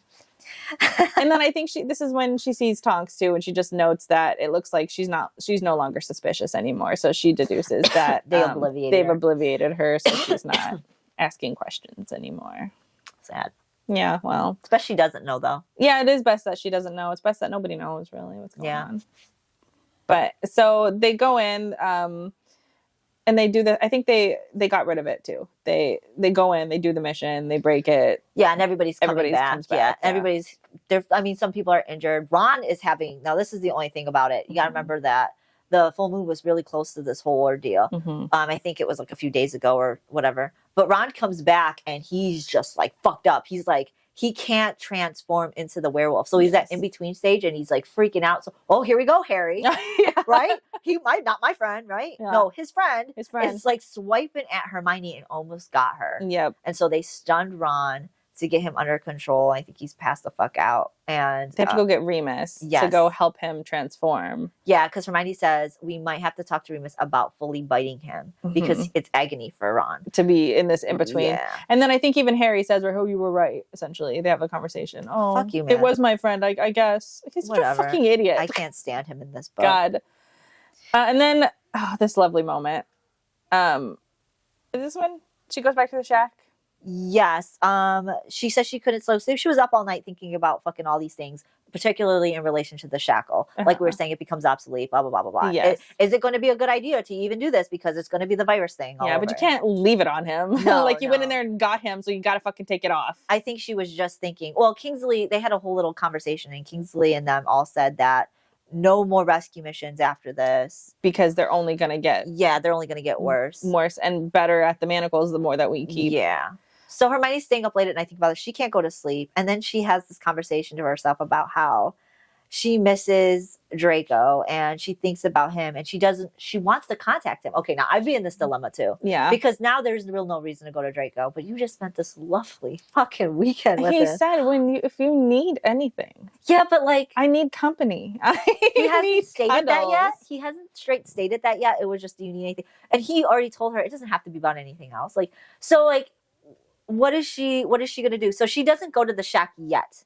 It's not yet because she doesn't know if she should contact him, but she's thinking about him. She's missing him. She's thinking about his touch.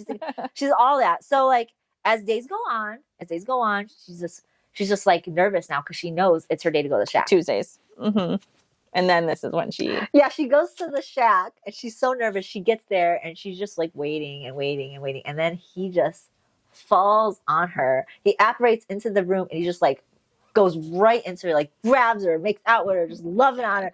Ooh, I love this part. This is our favorite part. We were talking about it right before we even did this episode.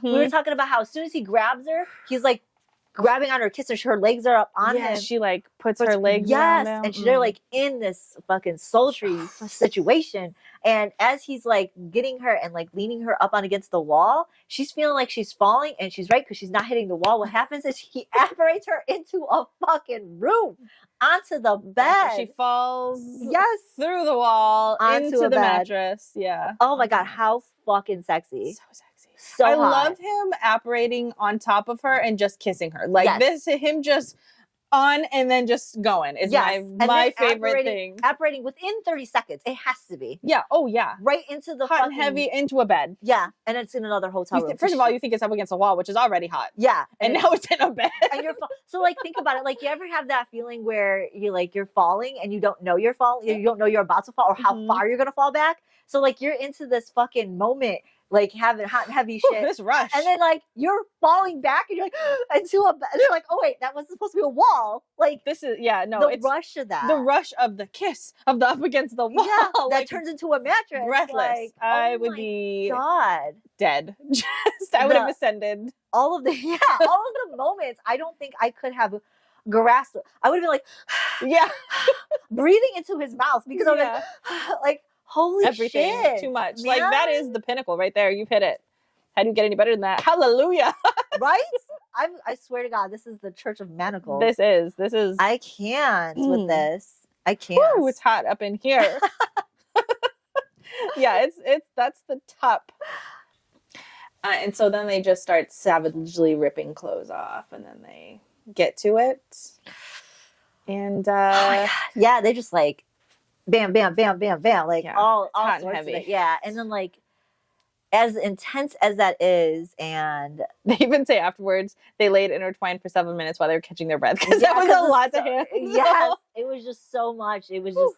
I mean, they had to have gone days. I can't remember when she got back to Grimmauld Place. It could even been 1 day, 2 days, whatever. It didn't matter. It was too much time. They were not communicating with each other. Yep. Mm-hmm. But at the end of that, he asked her if she was at the cottage during that whole thing. She tells him no, and then she tells him she's not permitted to leave anymore. Yes, and he's just like sighing. Thank with God! relief. Oh my God! Finally, I got what I wanted. Yeah, she is not happy. Of course, she's like, no, I'm actually really sad about it because this was my only taste of freedom. This was like the last thing that I had. And he's like, I'm sorry. Yeah, but also not. Like, I'm sorry, not sorry. That's dangerous for you. But after the war, it's okay. And then they both know they're lying at this point. Well, so this starts the conversation of him saying basically like, well, if you want some freedom, like I could take you away, like let me take you away.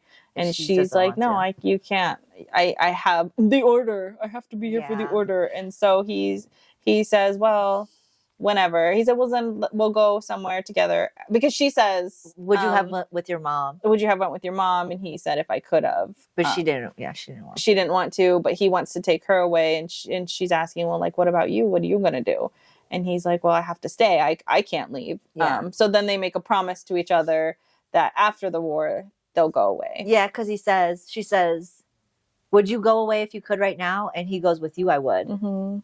Sweet. And so that's when they make the promise. And they both know they're lying to each other. They both know they're lying to each other. It's so sad. It's so sad. So then, like...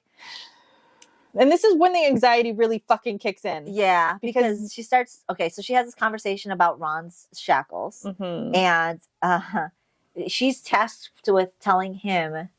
asking him to get more information, and then he just like rolls off of her. He's just like, he doesn't want to have these conversations. Not here, not in the hotel room. No. This is sacred place. No, but this is when the anxiety for me starts kicking in, because they're already having a conversation about after the war, lying to each other that they're not going to be together. Fucking now in real world, I'm getting nervous. Yeah, because I think it's the war. I think it's the idea that they're lying to each other because they both think. Oh, 100%. But it's like when you're reading the book, you don't know, and now we're having intimate moments. Now they love each other. Now they're both together. Now they're both talking about they're lying. They don't know who's going to make it to the end of the war. I'm like, no, what? I'm just like, yeah. I mean, I get it because I mean, I'm not getting anxiety from it because they both already kind of have this feeling. I would hope that they would live happily ever after, but most of these type of dark stories. They're not. So that's why I was freaking out. Right here is when it gets real bad for me. And I was just like, okay. Doesn't end. Yeah. So like right after this, she has a conversation. He doesn't want to have this. Let's talk about fucking Ron Shackles. And then he's like playing with her hair, I think. Yeah, I think he like he tells her, I hate your fucking hair. I hate your hair. And the pins. And she goes, well, I need it to when I work and stuff like that. It needs to get out of my way. And he's just like, I want to see you more often. I want to see you more. He's like, I want to see you more. And she goes, okay. And the look on his face was just like, that easy? That easy? And he just like possessively and ravenously like looks at her. And she realizes right there that in his eyes, like, if he could take me and hide me away, he fucking would. And like hoard me to himself. Yep. And he's already starting because he's like, I want more time with you.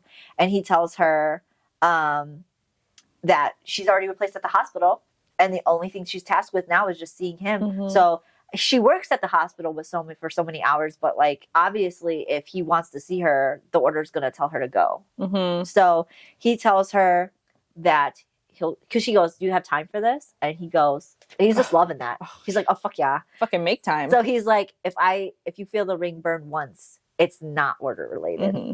Just come to me, please. I think this is one of the sweetest things that he says is that I want to see you more. Like, I want more of your time. Yeah, it's done. Like, I need to be around you all the time. I can't go weeks without seeing you. I cannot do it. I need you now. And so he gives, I think Draco gives her a scroll with information that he has. And he asks, do you have any orders for me? And I think she says, I don't think she says she doesn't have any orders other than to just get info on the trace. And when she goes and grabs the scroll, He like pulls it away, grabs her in, and I love him kisses so her. much. I love him. I cannot get over. Yeah, so like grabbing up on her and kissing her, and that's the end, the end. of Flashback. What was that? 30? 30, yeah. You know what's wild is that we just randomly picked 5 chapters, and I tell you that every single one of these have ended so perfectly. Like, this is a perfect way to end this. Yeah. This discussion, this chapter, to pause right here. Oh my God. Because after this, it starts to change. The whole dynamic of what's to come is going to change. Because right now it starts to concentrate on more of Draco and Hermione's like attachment and bond. But Hermione obviously gets stupid. She's always been and I think this is the next few chapters is where it starts. It is. And I'm gonna be really mad next episode because fucking Hermione. I hate her so much. So yeah, remember this episode. Remember these sweet moments. Remember everything that Draco has done to be fucking not horrible. What's the word I want? Draco has done to be fucking... He redeems himself. Great. Yeah, he redeems himself. Honorable. Honorable was the word I was going for, not horrible. He's been to do nothing but great things for her. And he's redeemed himself in the manner of how he was treating her coldly. He's explained everything. He's got down to the truth about it. They've opened their hearts to each other about the reality of what was going on between them. They finally had that conversation. We're truthful and honest about everything. And she goes and becomes Hermione part 2. Like, I can't hate it. I can't handle it. I hate her. Ugh. So like this is a great episode about all the like intimate moments that we really enjoyed. It shows Draco's fucking power, his influence, the start of his healing abilities, his powerful abilities, and why he's able to do all the things he did in the beginning of this book. And where Hermione got all her nice shoes and capes. Well, it wasn't this episode, but this is the start of all of that. Yes. This is the start of seeing them in a more intimate light, to have them actually be a coupling that's happening. Yes. But it's okay because Hermione will ruin it for you next episode. Yes, she will. She will. She will make you super mad like she made us. Yeah. But that's it for this episode. So, of course, we'll be here, like always, next Wednesday at 5. We're on all the socials, Instagram, TikTok, Amazon Music, Spotify. I mean, they go away from my mind because they're not like socials. We're just on as much as possibly can. Yeah. And if you're listening to us, we are also on YouTube. So if you want to follow us or comment or like, we would love to hear from you. So I think that wraps up this episode. We'll see you next time. Bye.